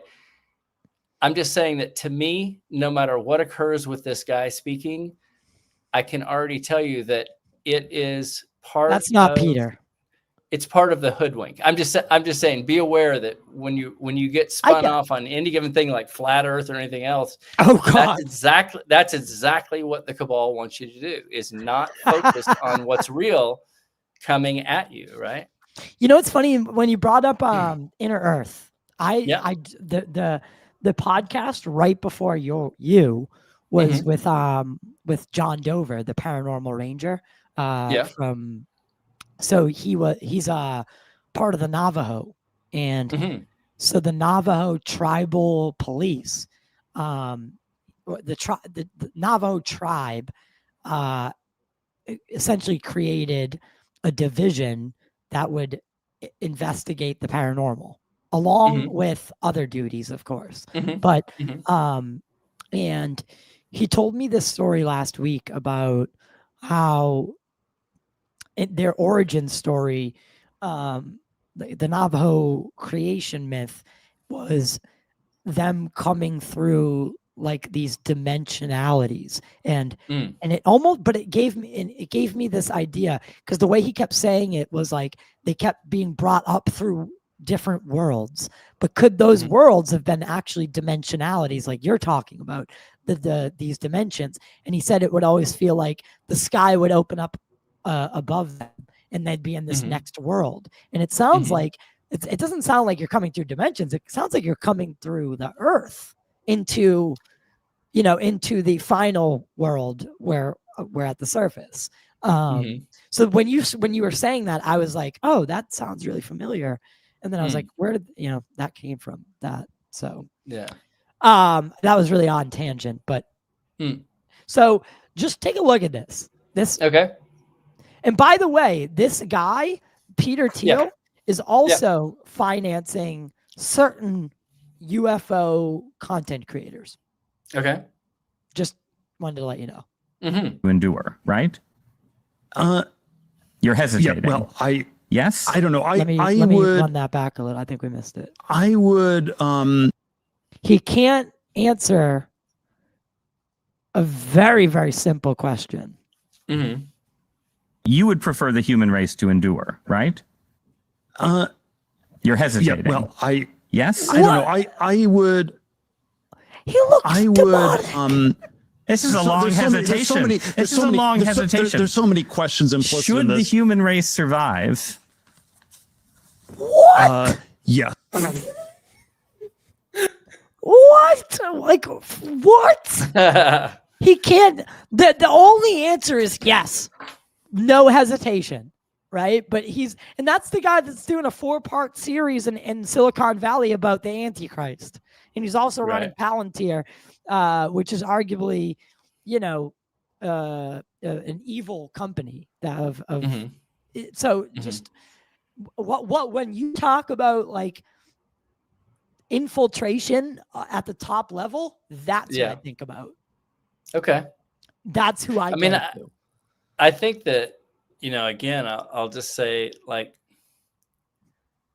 you only have so much energy, so be aware how much you spin off, let's just say, on that particular character. Yeah. What's occurring to you that you're spending so much time? Because it feels good to say he's bad, because then you can say, he should automatically say humanity should be, and you put all this energy into like driving at him, right? But he's not the real deal. It's kind of like focusing your energy on Congress and going, why aren't they telling us this? When you have to put your sights higher and realize it's not Congress. It's not the U.S. government that's deceiving you. There are players within the government that do deceive you. Oh, yeah. But there's players within every government that are being controlled from the top. So that you have to look at the entity above all governments. Yeah. And to remember that entity plays both sides. So they're going to put this guy on a podcast and get you all fired up to the point that you bring it up with one of your guests. And I'm just saying, Ty, how it's cool that you can say, well, if I got to point to one guy that he's infiltrated and that is a reptilian dude and he's doing all wrong, I don't know a thing about him. Right. My point is that do I need to put energy into him? Probably do I really care? I mean, I can name anybody as bad and try to defend it on any show, right? But what is, you only get so much time, on this passage in this avatar, right? Right. And you have this amazing show and you have all these listeners. Are you going to spin off for an hour on flat earth stuff? I would say that most of the secret space people that go off world look back and go, it looks pretty darn round to me. And that's the end of that, right? I'm just saying. So just as we wouldn't spin off on that, perhaps, be aware now as you're stepping into this evolution with all of us, as you're coming into yourself as full love. What is important in this show? What can I give to my listeners that is driving an accurate agenda? Am I going to spin off on flat earth folks? Probably not. And just like that, I'm just saying, even with this guy who gives you lots of stuff to bite on and get mad about and you feel good about yourself because you're not the bad guy with the bad company. Really? Isn't there something else that's like way more beneficial? Yeah. For you and for your listeners to go, wait a minute, let's ponder that if we could figure out how to contact some of these secret space people, have JP on your show who has these experiences where he's just going to tell you, I can only tell you what my experiences are. And he's having below inner earth experiences. Have Emery Smith on your show to where he's talking about, I'm looking at ground penetrating radar showing our earth. And it doesn't stop when it hits a target. It keeps going. You'll find it in Hush. You'll find a lot of these situations are covered in Hush in a fictional story, but it may be, even as hard as it is to read Hush, because a lot of it is dark about what's going on currently on the planet and off-world. It may be your actual reality. Not that it's not going to get awesome as we step into who we are. I'm just saying we have to understand where we are today and the intensity of who's got the grips on our planet right now and the stuff that's going on so that we can understand clearly as we step forward, as we step into our destiny as love, because Right. they are failing. The ones that control us now are failing. They're disappearing. And it's kind of up to us to go, how are we going to set this up? Because that's what's coming. It is coming right now. Right. It's a pretty exciting time. Not that it won't No, be it is. rough, but it's an exciting time. Yeah. So what do you make of the idea of you know, like the idea of Atlantis and a I lost believe civilization? all of those cities were real, and I believe my experience. Again, you can read The Dark Fleet. That's a really great book for, and the author's name escapes me right now, but it's an amazing book. He talks a lot about our history with the reptilians and how they were here before all humanity. And when Atlantis was here, it was, I think, much larger, as far as I recall, much larger size humans that occupied Atlantis. But in my impression, everything, just like you said earlier, that we get in mythical tales and this, that, and the other, it's all based on the real thing. I believe Atlantis was an actual city, an area, a civilization. I believe it was drowned at some point in the floods that were brought on. Again, you can read that about that. I don't cover that in Hush, but in The Dark Fleet, he goes very deeply into his historical research. Is most likely this is what occurred because of these continental plates. The reptilians were here. They were afraid of this group. They flooded the area, etc. I mean, he kind of goes into it pretty clearly. It felt real to me. So I believe all of this stuff, all of the Egyptian lore, I mean, every Sanskrit thing, I think it all comes from something that's occurred here. And a lot of it has to do with aliens being here on the planet long before humans and interacting with whatever was here at that time. Interesting. And isn't it interesting that, you know, because I don't think a lot of people realize, like, what would have happened had the dinosaurs not been wiped out?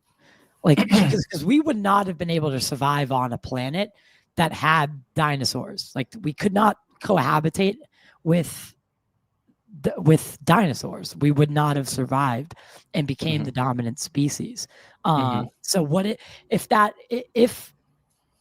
let's just say, okay, there's a reset on the Earth. I don't know if it happens naturally or it's a cosmic cleansing, you know, like the asteroid actually does hit and cleanse it. But doesn't it seem like if you ever think about, what if that asteroid didn't hit? What if they didn't get wiped out? What would they have been? Because we talk about reptilians, like. So from what I understand, the reptilians brought the dinosaurs with them because they needed a food source because humans weren't here yet. Okay. Now take it to the next level. What we know now about reptilians and harvesting. The very early deal they did with the Nazis is, we want 225 of your race for food. And in exchange, we'll give you these ships. That was the very first contract. So think about that for a second. The Nazis were willing to go, right, you want 225 of our best? For what? And they weren't told what it was for. And then eventually, you know, they find out, oh my God, they ate them. Okay, so just think about this. We eat cow every day. We have hamburgers. We go to McDonald's. We don't ask cows if it's okay if we terminate them and eat them. We don't ask. Reptilians are millions and perhaps billions of years older than us, an older race that travels throughout the multiverse. They have to eat. They eat meat. Humans are a good source. And on top of that, humans in mortal danger, the body creates adrenochrome, which in the book I call scream shit. Right. It is the ultimate drug in the multiverse. It is the most expensive drug out in the trade routes. It's known well. There are harvesting facilities on the backside of the moon. There are harvesting facilities throughout the earth. It's an awful thing, but it happens that humans are exceptionally rare in the universe. and we are the source of that drug. Oh, wow.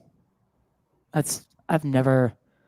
The book's tough. It'll bring up some really harsh stuff that's in actuality now. So That's pretty wild, though, and Yeah. but that is kind of what I was. It at least touches on what I was what I brought up earlier, being we need to be careful when it comes to what is malevolent versus indifferent, because again, we're not evil because we eat cow, right? But we also don't ask them for their permission. So there's a difference between indifference and being truly malevolent. Like we don't hate cows. No, we don't. We don't hate chickens. In fact, people have chickens that love their chickens, right? But they also eat them. So again, there's this fine line where we might see indifference as malevolence, and we need to step back and right, really, where we tell ourselves, oh, we do it, and it's not bad the way we do it, but if someone eats us, then we say that's bad. But at the end of the day, each entity has to have energy. So I mean, reptilians mainly feed on loosh, which is kind of the energy of us, whether it's good loosh or bad loosh. They feed on that. If there's an eclipse and a bunch of humans are together going, wow, that's loosh. And that is fed on by several alien races that I'm aware of. They feed on that energy. They can literally kind of come back to life. And without it, they can die. And that includes the reptilians. But the reptilians on the dark side of energy also feed on when humans are in mortal danger. Hence, you have adrenochrome created. Hence, you have the fountain of youth, because you don't age if you take adrenochrome daily. Comes in a little vial. You saw it in the movie Fear and Loathing with Johnny Depp. It's the first time it appears on screen, and he's putting a few drops on his tongue, and he's like, this is crazy. right. That's adrenochrome. That's created from humans. That's why I call it scream shit. When humans are screaming, they secrete adrenochrome into the pineal gland, and it can be extracted. Wow. And that's where you will find a lot of the alien abduction events where people talk about they put a needle through my eye and told me Holy I wouldn't shit. remember it. I wouldn't remember it the next day. The tragic thing is, and I won't go into it, I'm just saying it's the most sought after drug in the multiverse. It is traded in the trade routes in space. It is the thing that anyone will trade technology for, including humans. Humans will trade, if they're part of the cabal or a malevolent section of humans, will offer humans in exchange for alien technology. So that's where you'll read in Hush, there's some dark things that are in there. I want to be clear that Hush you will find that it ends with you understanding our current state might not be great, but there is a bright future ahead for us if we choose it. But right now, we're kind of in the grips of some pretty dark stuff. We'll be fine in the long run, but there are things happening around you that have been happening for a long time that are really tough to read about, but it may be your actual reality. And we need to not be afraid of like that. I understand what you're saying, right? It's hard, but again, if it's reality, then we can't put our heads in the sand. We need to know, because we need to know. It's reality. If that's reality, then we need to be able to look out for it and to be able to, protect against it. I don't know. Do you think so? There's these groups that people run, like CE5. I'm sure you've heard of it.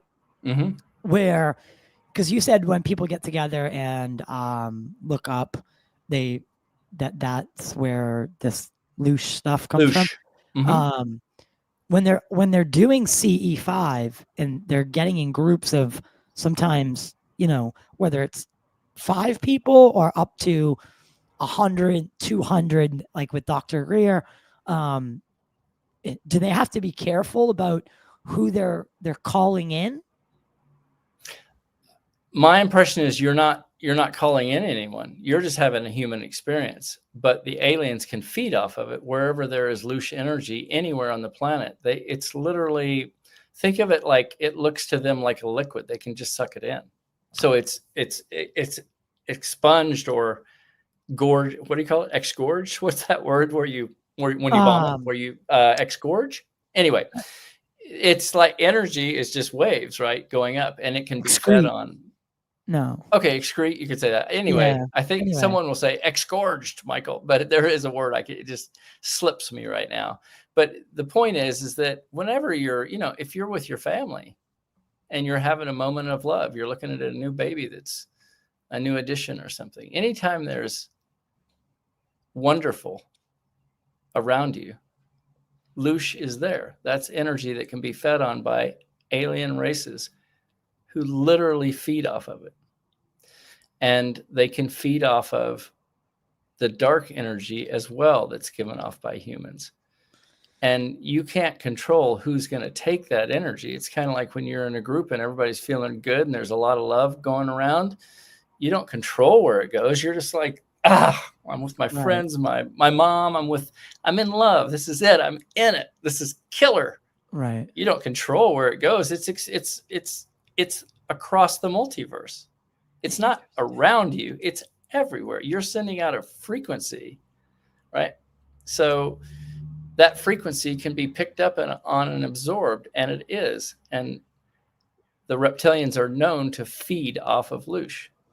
Interesting. Not just the reptilians. Many alien races who many of them, from what I understand, are AI. There's no heart. There's no soul. But they feed. They can somehow, that loosh gives them energy, whether it's good loosh or bad loosh, so to speak. They can literally thrive off of it. Wow. So, and yeah, that is that's complicated. That is very complicated. It's my job to once in a while, Tyler, bring you something complicated that you get to go, what in the heck was he talking about? Well, I mean, it would explain certain things. It would explain why, like when people gather, and there's a power to that, right? And it's like, if consciousness is the signal and the brain is the receiver, and you have all these receivers, right, in one area, the signal would be very, very strong coming in. And could that be something that it could be able to be manipulated or leveraged, for instance? So these are the things that I start wondering when you talk about that. So let me give you an example. Let's just say this is for fun. Let's say that an alien race has done a contractual obligation with the cabal, and they're coming here and they want to go, let's just say they want to take over the old base 211 in Antarctica. They need a space away from humans where they can be their alien malevolent selves, kind of in a safe area. Right. And they're coming to the planet.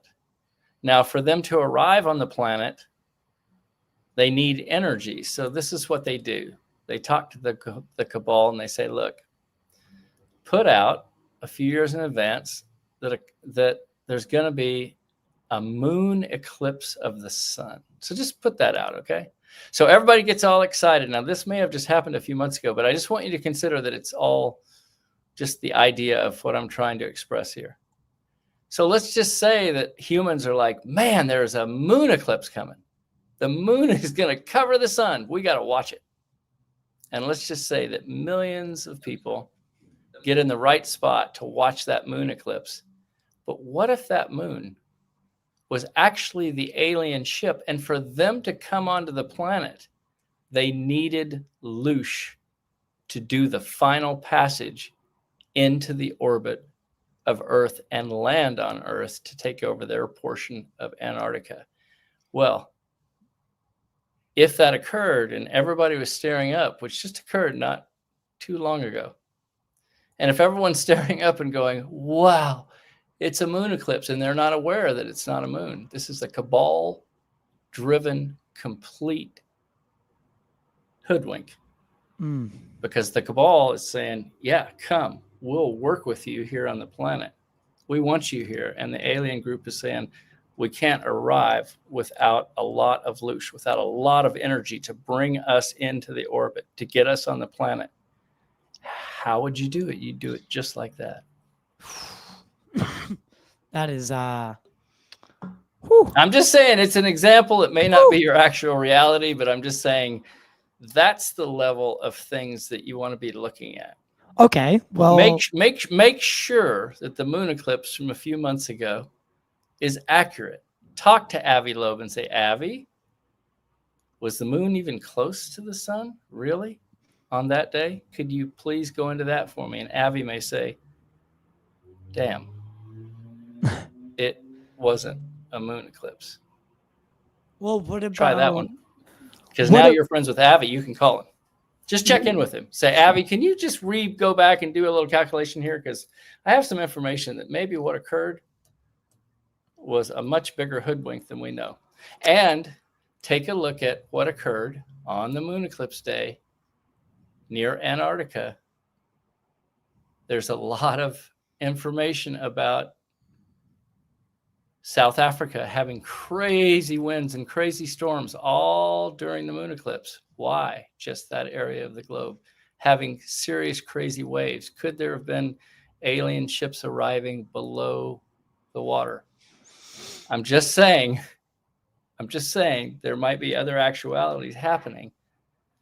right? Well, And Avi could look up the details. He's the one that can tell you absolutely, no, the moon was in place for a moon eclipse, and that's what covered the moon, or that's what covered the sun. Or he might go, oh, dang. Oh, dang.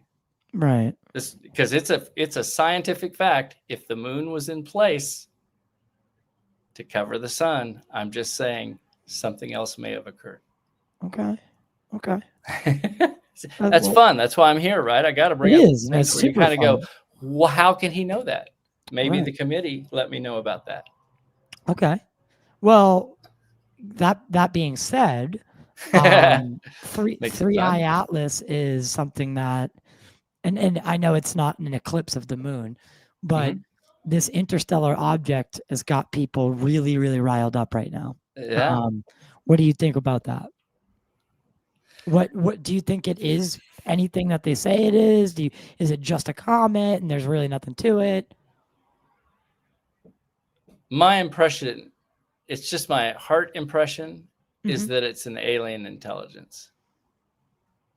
Whether it's malevolent or benevolent, I haven't put enough energy into it to suss it out.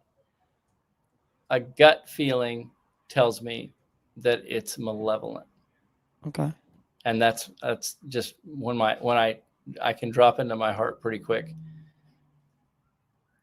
I know I believe they're starting to get photographs. Well, you kind of know if it's a reptilian ship, even if it's gigantic, it will be triangular.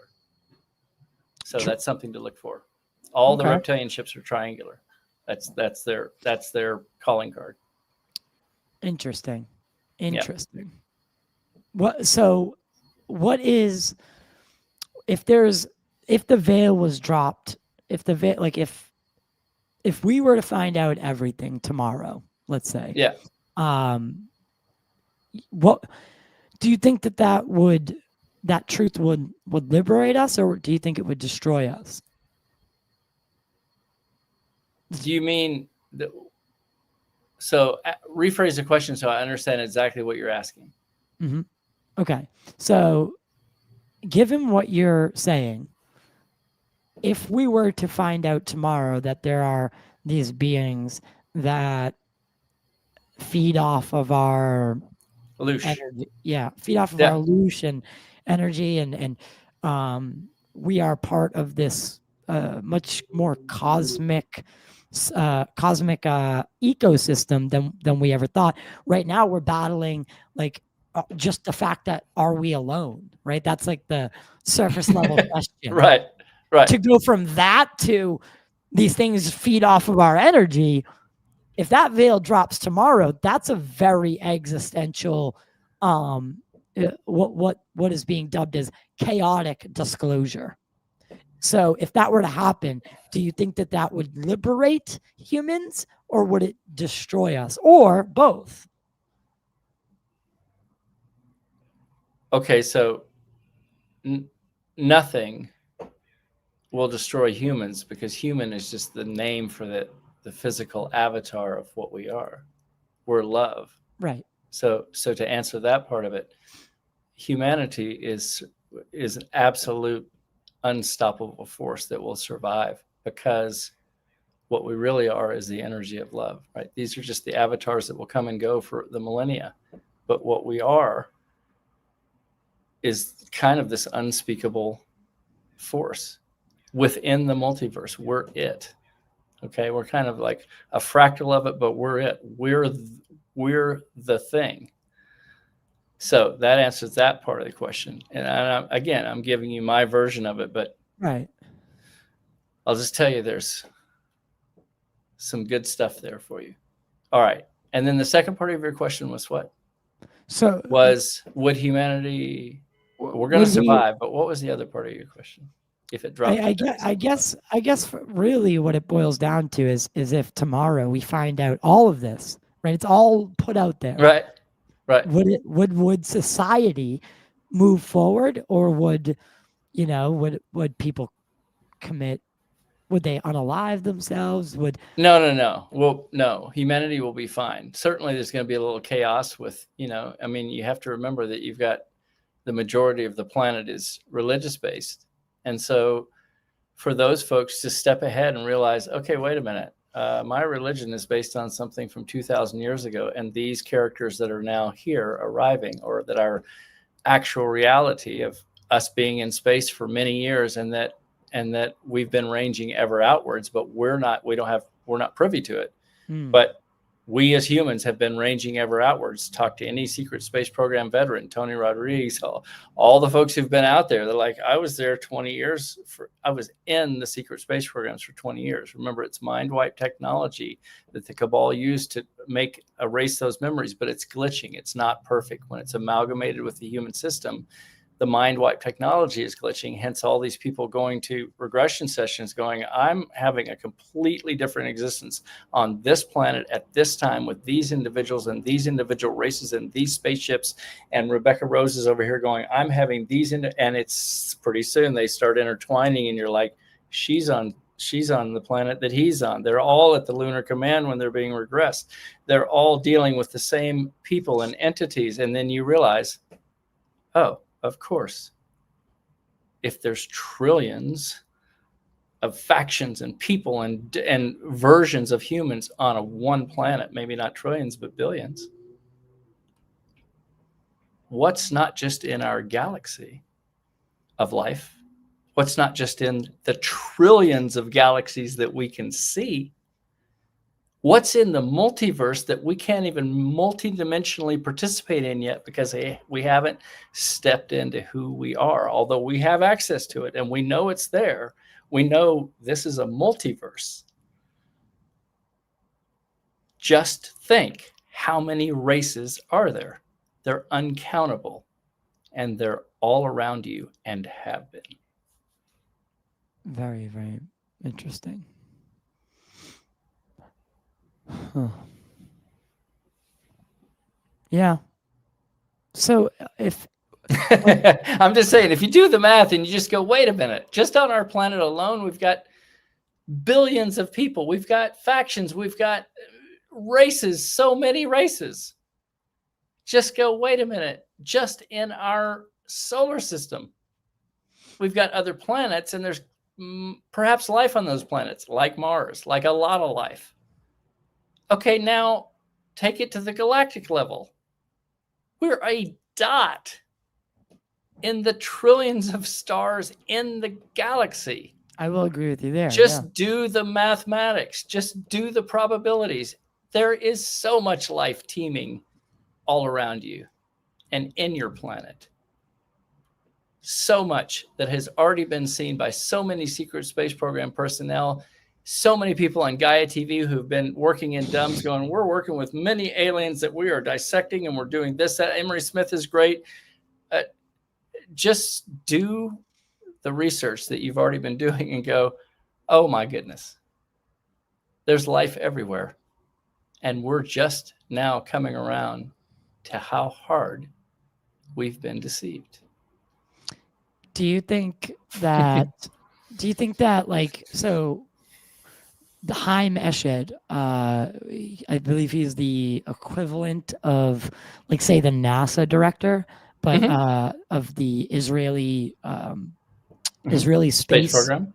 Yeah, he had come out and talked about this Galactic Federation and that Sure. Trump knows about it, and the United States, and a lot of countries are working, and they understand that. So, is that? I'm assuming you're saying that is a true statement, and he was telling the truth when he said that. Oh, absolutely. The Galactic Federation of Worlds has been known for eons now, but I'm just saying that even for the secret space program, I mean, they'll tell you about the interplanetary corporate conglomerate on Mars that has tons of Asians. Nazis run Mars, so to speak. The Nazis were the first there on Ares Prime, established their base there in 1943. I'm just saying that all of the stuff. Okay, so I'll give you an example that works more for you, I think. You saw a spaceship. Yeah. It was real. There's no doubt in your mind you saw a real spaceship. No doubt. Now, just think about it, Ty. That spaceship can't be human technology. I mean, it could be, but what I'm saying is, most likely, because of what it was doing, that's technology from civilizations that are millions of years older than us, right? Because in human primitive physical physics, you can't do that. You can't have a ship come over you that's silent and do what Ty says. There's no way. Okay, I'm pretending I'm the American physicist who's Einstein. Yes. And Einstein, had he not been intimately involved with the alien presence, would have said, that's not possible, but I'm seeing it. So I'll give you the example. You take your iPhone, Ty, and you go back 200 years and you talk to the top scientists. Let's just say it's a Tesla level guy or an Einstein level guy. And you say, here's an iPhone. Now give one to your friend, and she's going to walk over there, and you two are going to be able to talk to each other. And that scientist is going to go, not possible. And then it's going to occur, and the scientist is going to go, well, dang, I'll be damned. I can talk to her. She's way over there. It's 1800. And these two little boxes allow me to talk. Now, that's you only going back 200 years. That's you with an iPhone. Only 200 years. Yeah, two people. And you're telling the top American scientists at the time that this technology is available to you right now, and that scientist says this can't work. It's not physically possible in my scientific, primitive human knowledge. And just step it ahead 200 years to right now. Right. You've got all the top scientists now, Einstein, Oppenheimer, all those guys, you can read it in hush. All of them were intimately involved and had to keep their mouths shut, not only for death threats against their families, but because all their funding for their projects, they were warned, everything for you will be dropped and you will be debunked, and your families can die. So you keep your mouth shut if you're Einstein. And you're working with aliens. So how great is that? You're working with alien reverse engineering technology of ships that the cabal has, that has given military contracts. Einstein, Oppenheimer is at Roswell. I mean, I'm just saying that these folks are going, I don't know how it works, but this darn ship I'm staring at right here at Roswell that has crash landed is clearly from an advanced technology, a civilization that is perhaps millions of years older than me. That is a ship with no It flew here silently at above Mach speeds, crash landed, and it has power to it, but it's not connected to anything. And there's no engine. There's nothing running that power. How does it have power? Because it's got 0-point energy. How did it come here silently at beyond Mach speeds? How can it warp space and time? Oppenheimer's looking at the ship going, I'm clearly a primitive ape. And it was the best thing that ever happened to him, because he realized, oh my God, we're not alone. But on top of that, it's possible. Oh, it's not just possible. It clearly happened right in front of him. Right. And he's going, okay, so this cell phone works. I'm taking you back to your 200-year example. You've given a primitive person a cell phone, and they're like, well, dang, it works. And they're scientists. But they don't have the technology 200 years ago to make an iPhone, but you hold one today. And what I'm saying to you is, we are only 200 years from you walking back in time. Now go 1,000,000 years ahead of us, or you can think behind us, because a civilization that's 1,000,000 years older than us, reptilians, grays, benevolent aliens, which is 95% of your multiverse, good ones, have been around for millennia. Their ships at S4 are carbon dated to be 10,000 years old. They have no rivets, no seams. They're made out of a metal that is far stronger than titanium, and yet you can lift them with your fingers. You can have two humans on either side of a ship and lift a 30-foot ship. It's so light. But that tensile strength is beyond human technology. The fact that it has a nuclear generator on board that creates a gravity envelope around that ship, that it can fly just as fast below the ocean as above the ocean. It can warp space and time and go to different planets. That technology has been in the multiverse for millennia. That's how they were able to come and go. And now, since the early 40s, late 1938, humans, the cabal, malevolent elements of all of these governments who are told to keep silent about this, because if humans know that they're being manipulated, that there's aliens kind of running the show, we're going to rebel. So how do you keep humans who are about to grow into what we are from rebelling? You make them believe there's no such thing as aliens. There's no alien craft being reverse engineered. And you do it by infiltrating. It's like a silent takeover perpetrated against the same people who don't believe in aliens. It's the perfect velvet takeover of the planet, and you're experiencing it. You're in the middle of it.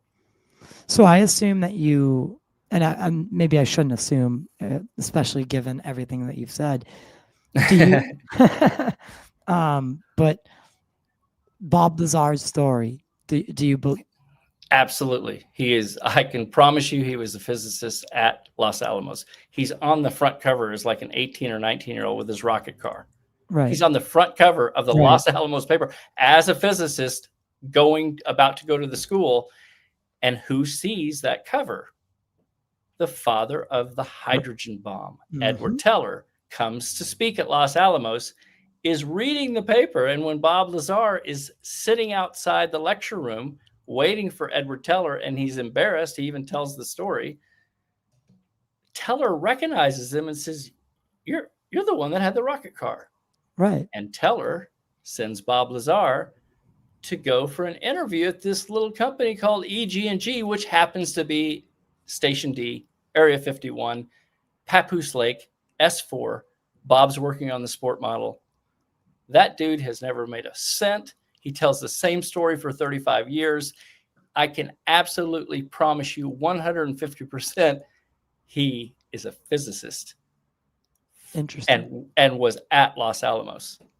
I can absolutely guarantee it. Okay. There are certain things that I research hard, and I feel sorry for that guy. I mean, homage to Bob Lazar. He has been through the ringer and continues to go through the ringer. He's unbelievable. And he's also an easily, if you needed to discredit somebody, he is someone you can discredit if need be, because he's not squeaky clean.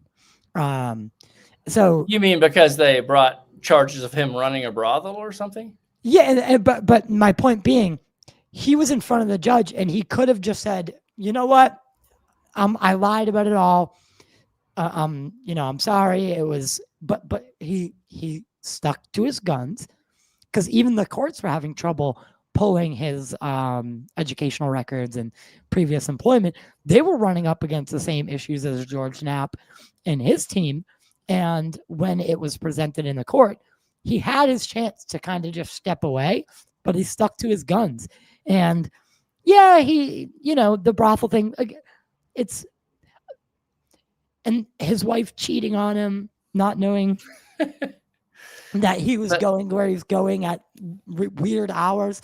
Like, it bruised the perfect, like, hey, if we need to, we can pull the rug from under this guy and we can protect ourselves as Right. as a government. So that's true, but you can do that with anyone. And that's what I mean. Anyone. That's what I You mean. can always find fault to put into the media to shoot someone down that you don't want them speaking about something they just worked on. But think about this. Just think about this for a second. Why would anyone try to make Bob Lazar's records disappear? Just think about it. Why would they bring him into court on trumped up charges? Why? Why would any of that occur unless he's a threat? And that's what he is. You just don't do that. You don't debunk somebody for years and years and years unless they're a threat. If they're just a crazy person going, I worked on flying saucers, and you don't care about them. If you don't care about them, do you debunk them? No. Everyone's going to go, they're totally crazy. But they know Bob Lazar is telling the truth, and people watching Bob Lazar know he's telling the truth. And that's when you debunk them if you're the cabal, because you're threatened. So just think about that with Bob Lazar. One of my favorite speeches is the one that Daniel Inouye gave, and where he spoke about this cabal and just kind of flat out said it, that there's this entity that operates outside of the law. It has its own fundraising mechanism. It has its own army, its own navy, and its own agenda. The mechanism is your dollars, your tax dollars being funneled. That's why Donald Rumsfeld says we have $2.3 trillion of missing funds unaccounted for. It's not unaccounted for. It's funneled, and it's your cabal taking your tax dollars for deep underground military projects, their space program, everything that you're not privy to, that you don't have access to, you've paid for. Unacknowledged special access programs, from Lockheed Martin to McDonnell Douglas to EG&G that Bob Lazar is working on. They had to pay Bob Lazar. Who pays it? You paid it. You don't get access to go touch the ship. You don't get to go to S4 into the 9 hangars there. You don't get to go 50 floors down in Kirtland and see all the aliens and everything that's being worked on. You're paying for it. You don't get access to it. That's when I talk about direct your energy and help your audience understand, because if you keep talking about it, when humans get enough of it where they're like, I am sick of hearing every year that trillions of dollars are unaccounted for, and then they realize they're not unaccounted for, they're being funneled to this group that is above our government and all other governments, and they're working on things and using spaceships and going into space and traveling and getting technologies that we don't have access to, and we're paying for it. That's where you're going to start to get the right uproar in the right direction, not at our government, at the group that literally wields those alien technologies. And they're reverse engineered versions of it. We paid for it. Not the right. cabal paying for it. This is the American government and every other government that gets their funds funneled to these alien traded technologies in special or unacknowledged special access programs that you and I never see. Right. And that's a dangerous, I mean, that and you're right, that could unite people, because again, you're right, it's not against any Democrat or Republican. It really does. It transcends that, and it's all of us, and this other thing that has been allowed to operate in secret, seemingly without restriction. And Mhm. it's I'm sure you've heard lately about Dr. Beatrice Villaruel's work with the pre-Sputnik transient objects that seem to be in Like the monolith? no, or maybe I don't know. Okay. But she's been working with these slides, and in these slides are the pictures were taken over a period of time from, I think it was maybe someone in the comment, someone can let me know. I'm just blanking, but it's pre-Sputnik, so pre any human Mhm. like no, like again, public facing. It's Mhm. before any public facing human made satellites or space program. I think it's 47 to like 59, that era. And they're looking in the shadow of the shadowy part of the sky. Mhm. And there was a series of pictures that were taken over periods of time, so like 50 minutes between each. And what she is seeing is that there are these objects that are in orbit, like geosynchronous orbit with Earth, and they've been there for a long time. Mhm. And they're seeing them on these slides. Now debunkers are saying that it's just smudges and plate defects, but what she's Mhm. saying is she's accounted for a certain percentage to be smudges, defects, and that it's Mhm. still happening. And sometimes these things are lining up in straight lines, right? So Mhm. they're calling them transients because in one slide they're all flickered on, and then in the next slide they're all flickered off. And again, they're looking in the Earth's shadow, so there's the sunlight. You can't use that as an excuse because it's the shadowy, because they're looking out.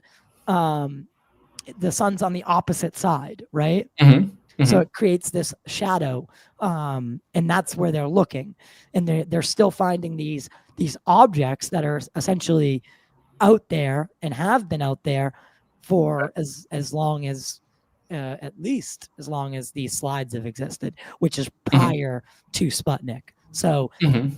she's saying that there's metallic objects in our orbit, and I'm probably not saying it. I'm not a scientist, so I'm not saying it as smart as she is, but there are things out there that shouldn't be there, and they have evidence of it. They just submitted a peer-reviewed paper, and it went through the gauntlet. And then it got rejected by this server farm of papers, like where papers go to live or die. It Mhm. got rejected because it wasn't of interest. Mhm. But even though it's the biggest story in the world, right? Mhm. It's there's these things in our space that shouldn't be there, and Yeah. they're saying it's not of interest. This Yeah. server. So Yeah. so clearly you're not familiar with this No, but paper, I'll give you a hint of how that sounds in kind of a bigger realm. right? So let's just take a primitive tribe that lives in a jungle, and there's only one highway near the jungle, and it's just the curve of the highway, just a curve. But this primitive tribe has been in that jungle forever. And every once in a while, one of them runs back to the tribe and said, I just saw this thing goes by, and I'll just say it for the name of the sake. I think it was a car. Now, this tribe doesn't know what a car is. Right. And this crazy person comes back and says, I swear I saw this thing go by. I swear I did. And now, a year later, someone else from the tribe sees on this excessively rural highway this thing go by, and they run back and they say, I've seen this thing. Now, if you take the tribe, let's just say that they're in a jungle deep in the throes of Africa, and if you take them now on a plane, which is going to be a big experience for them, but you drop them next to Cape Town, South Africa, there's going to be thousands and thousands of cars. And all I'm saying, Tyler, is you're in a multiverse, just our galaxy alone. You're saying that she has seen a car on the curve and you're excited about it. And what I'm trying to say to you is, boss, what's around you? The trillions of races just in our universe, not in the multiverse. You're standing in that forest going, that just can't be. That's maybe she saw something, maybe she didn't. They're going to debate it. Why do you even spin on it? Just think about this. Just mathematically think about what has to be out there. Just in vehicles alone, like anti-gravity vehicles. You've seen one yourself. You saw a car go by on the curve. But, Ty, you know we have a secret space program. You know that thousands of saucer sightings over many years and landings and contact events and abductions.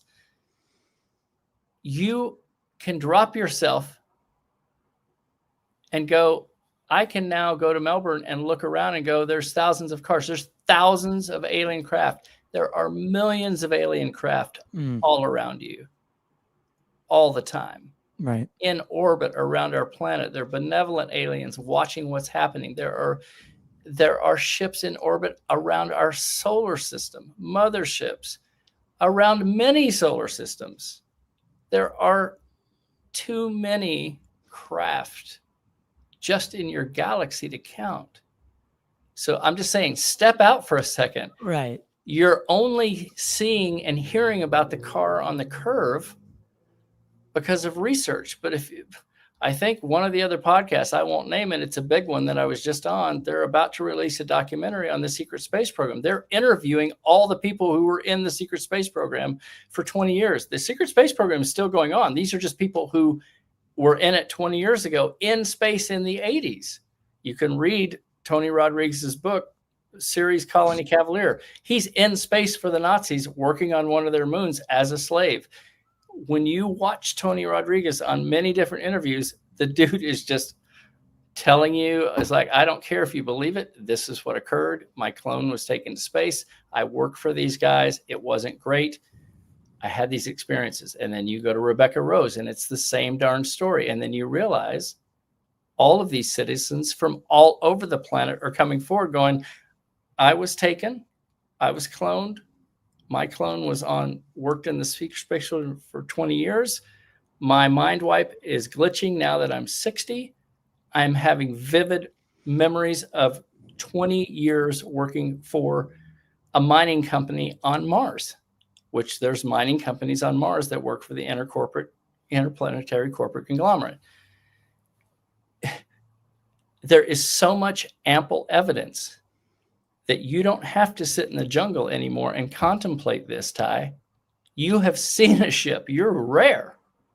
You know they exist. This isn't just a car for you that might be a car that went by on the curve. It's a real ship when you're two. Who cares if you're two? You're smart enough to know that was a real thing I saw. Yeah. Just do the mathematics, Ty. If it's here, why would there only be one? Right. Oh, yeah. Right. And why would there be many in orbit around any given solar system or around any given planet for whatever their agenda is? I'm going to maybe mine that planet. I'm going to grab a human. I'm going to meet these aliens over here, just like we have so much going on just our tiny little globe. Daily, all of us, agendas. I'm going to get a cup of coffee. I'm going to go do an interaction with a corporate conglomerate to get a contract. We have millions of interactions of humans and aliens going on just on this small orb. And they're here from all over. Yeah, right. So extrapolate that out. Don't spin on the one woman or I'm not saying she's not right. What I'm saying is she's not only right, it's like way beyond what she's saying. She just can't see it and wasn't privy to it back then. Right. And that's the whole thing. You're in the grips of a group that fears who you're about to be, and they're hoodwinking you and keeping you in this milieu of spinning off on things like whatever it is, flat earth, or someone saying that I don't want humanity to survive. Just watch what's happening to you. Try to get out of that mind control that you love it because your mind goes, oh, this is fun to delve. And you think there's more ships in the orbiting our planet? Absolutely. Just secreting, millennia. what is it For called? millennia. Loosh? I'm just secreting it. Loosh. Yeah, it's a great. Yeah. I'm just saying that just just do the mathematics of what you've already seen as a kid. There's not just one ship that appears to tie. Over the many years, there's thousands and thousands of encounters that you can read about right now with people experiencing ships being abducted, being taken off world, secret space program personnel, her seeing blips from way back before all this. Of course, there's probably 8 blips out there, and they're ships. But when you look at it in the context of what you actually can know now, who cares? Right. There could be 100 ships that she's not seeing, and they're real because the benevolent aliens are monitoring what's occurring on this planet since the whole experiment started. Like, what is going to happen? Because humans are rising right now. This is an exciting time. There's a lot of information that many races are here to watch what's happening literally in the next few years. Well, I just think it's interesting that, she's, because, the UFO world community, has been really, really adamant that we need scientists and serious people at the helm doing work like this. And it's ironic too, because the astronomer that led Harvard, Menzel, he destroyed a bunch of these plates. And why would he do that if there was this? Why would he destroy all that data if there was something extraordinary on it that and he was a known skeptic, so and potentially maybe part of this cabal. Ivy League schools, they have their place in the hierarchy, and Harvard obviously is right up there, and that's the same Harvard that Avi Loeb comes from. Which I find to be very interesting. So all I'm saying is, it just seems when actual scientists do the actual work that we've been asking for, then all of a sudden it's like, oh, wait, not those scientists, not that work, right? The goalposts keep moving. Then what constitutes evidence? Because we have, Michio Kaku has said it, I really like what he had said. The burden of proof has now shifted from the believer to the skeptic. We have the evidence. Now it's on the skeptic to say it's not happening. Prove to me that it's not happening.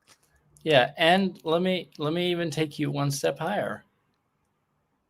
Your show, it's important to some extent to maybe spend a little bit of time on proving that it's not happening. But again, try not to spin on stuff that is just fluff. That's what the cabal wants you to do. They want you to stay in the spin of who's saying the right and wrong and congressional hearings. That's exactly where you've been. Yes, it has. That's exactly where we've all been. But that's not how you move forward. That's not how you get out. You have to kind of reassess, like, what am I spending time on today? What do I actually know? Do I actually believe in my heart is already there, is actual? Because Michio, how do you say his name? Dr. Michio Kaku. Dr. Michio Kaku is correct. The burden of proof has flipped. You have access to all this information that will tell you, no, the actual reality is ships and races all around us, in our planet, out in the galaxy, out in the multiverse, multidimensional. And we're still spinning on, is that guy a reptilian or not? Right. Is there 8 ships in orbit around the planet? Who cares? Is the Earth flat? Who cares? I'm just saying, step into what you already have access to, just what he said. You have the burden of proof of what your actual reality is, and it's all around you. It's in the book Hush.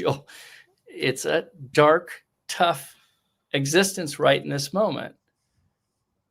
You'll read about some things that you won't want to read about that may be your actual reality. I'm just saying, look next level when you start spending on any given thing that someone brings to your show and go, am I going to spin off on flat Earth? I don't think so. I won't. Am I going to spin off on wondering whether I have to prove or not prove that there's 8 ships out there? Maybe not. I can kind of confirm now this is you speaking, from research that there's most likely millions of ships in our galaxy. And around any given moon or planet or sun, depending on what the agenda of that ship is and the occupants of that ship, whether they're human or extraterrestrial, they have an agenda. They have something they're going to do at that planet. So they orbit the planet and do things like you would do before you land on a planet, inspect it and figure out what your agenda is. And then perhaps you land on the planet or you observe. And your observation, if you're getting into your research and realizing this can be over millennia. Those ships could have been there for thousands of years for whatever that agenda is of that race. I'm just saying it's much, much grander. And he's right. The evidence is in your favor to just confirm it. And then you can really take a look at what's coming your direction, because you're a show host. You're doing the right thing. You're getting it out there. You're talking about this cabal and this entity that is controlling the planet and who they might be. If they're aliens, and most likely my gut feeling is they are, and they're malevolent and they're losing control. They're failing. And that's why it's all happening right now. We're rising. Then kind of reset your priority from your heart and go, do I need to spin off on any of these things? I certainly want to talk about things that are critical to what's happening right now. And maybe 8 ships sitting off in orbit. Yeah, I can mention it, and I can certainly say that's awesome, whether it's true or not. But most likely there's so much bigger fish for you to fry that's really super important to your audience. What do you think? Because we'll start the wrap up. I'd love to have more conversations with you. Sure, for sure. Anytime. I loved it. Clearly there's more to be. Well, by then you can listen to the Audible of Hush, or you can read the book, and then you'll have a lot more questions for me. Yeah, I'm gonna. I plan to sit right over there and have your cocktail. Yeah, no, not your water cocktail. Or your tea, your green tea. My THC. There you go. Yes. There you go. It's for my Crohn's. It goes good with Hush. I love it. If you had to pick one case that you really, really like, and you're a screenwriter, I went to film school. I have a case that if there was one case that you could bring to life on the silver screen, or even on, let's just say, bring it to life, because TV shows are just as good as movies these days. Yeah.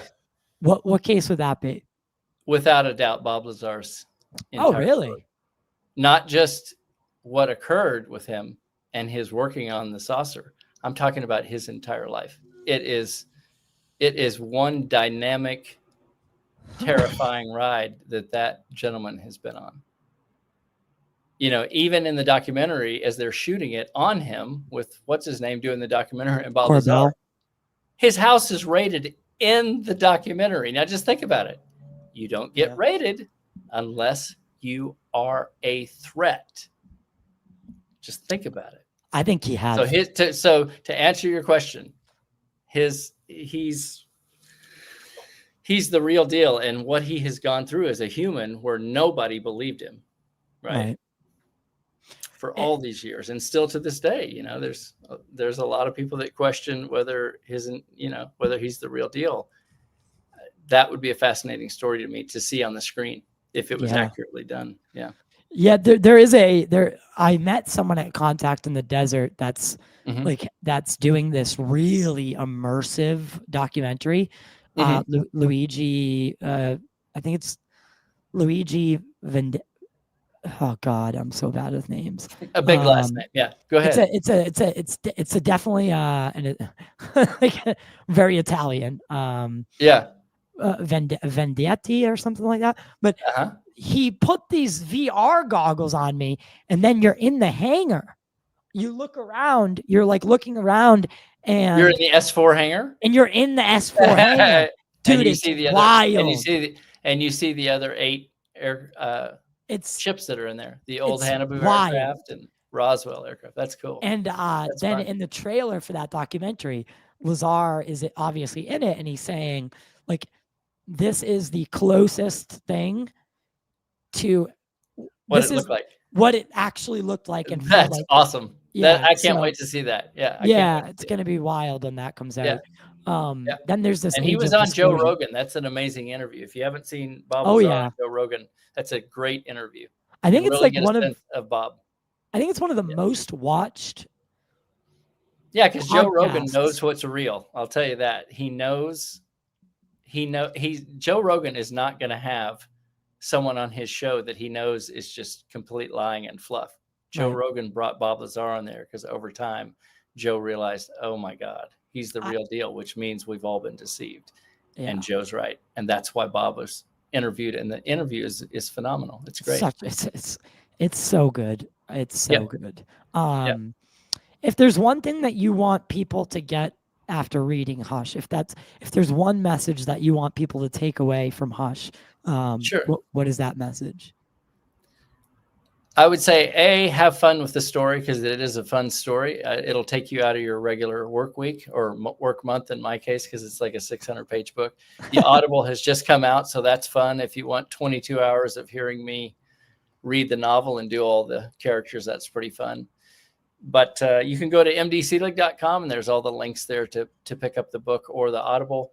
But my message, if I had to say what it is more of a reiteration of what I've kind of discussed with you, Ty. The whole thing is that we have a super incredibly bright future for us as humanity coming just ahead.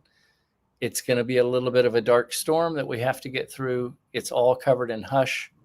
What may be your actual reality is pretty rough right now, but we are rising.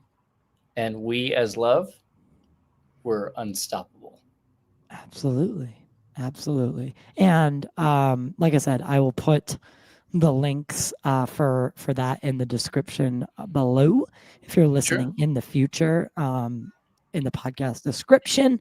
And we really appreciate you coming on the show today, especially so early for you. Usually I love doing recordings early because that's when I'm at my best. I've always been an early bird. I wake 4 a.m. So I love when people are like, yeah, let's do it early. So I really appreciate that about you.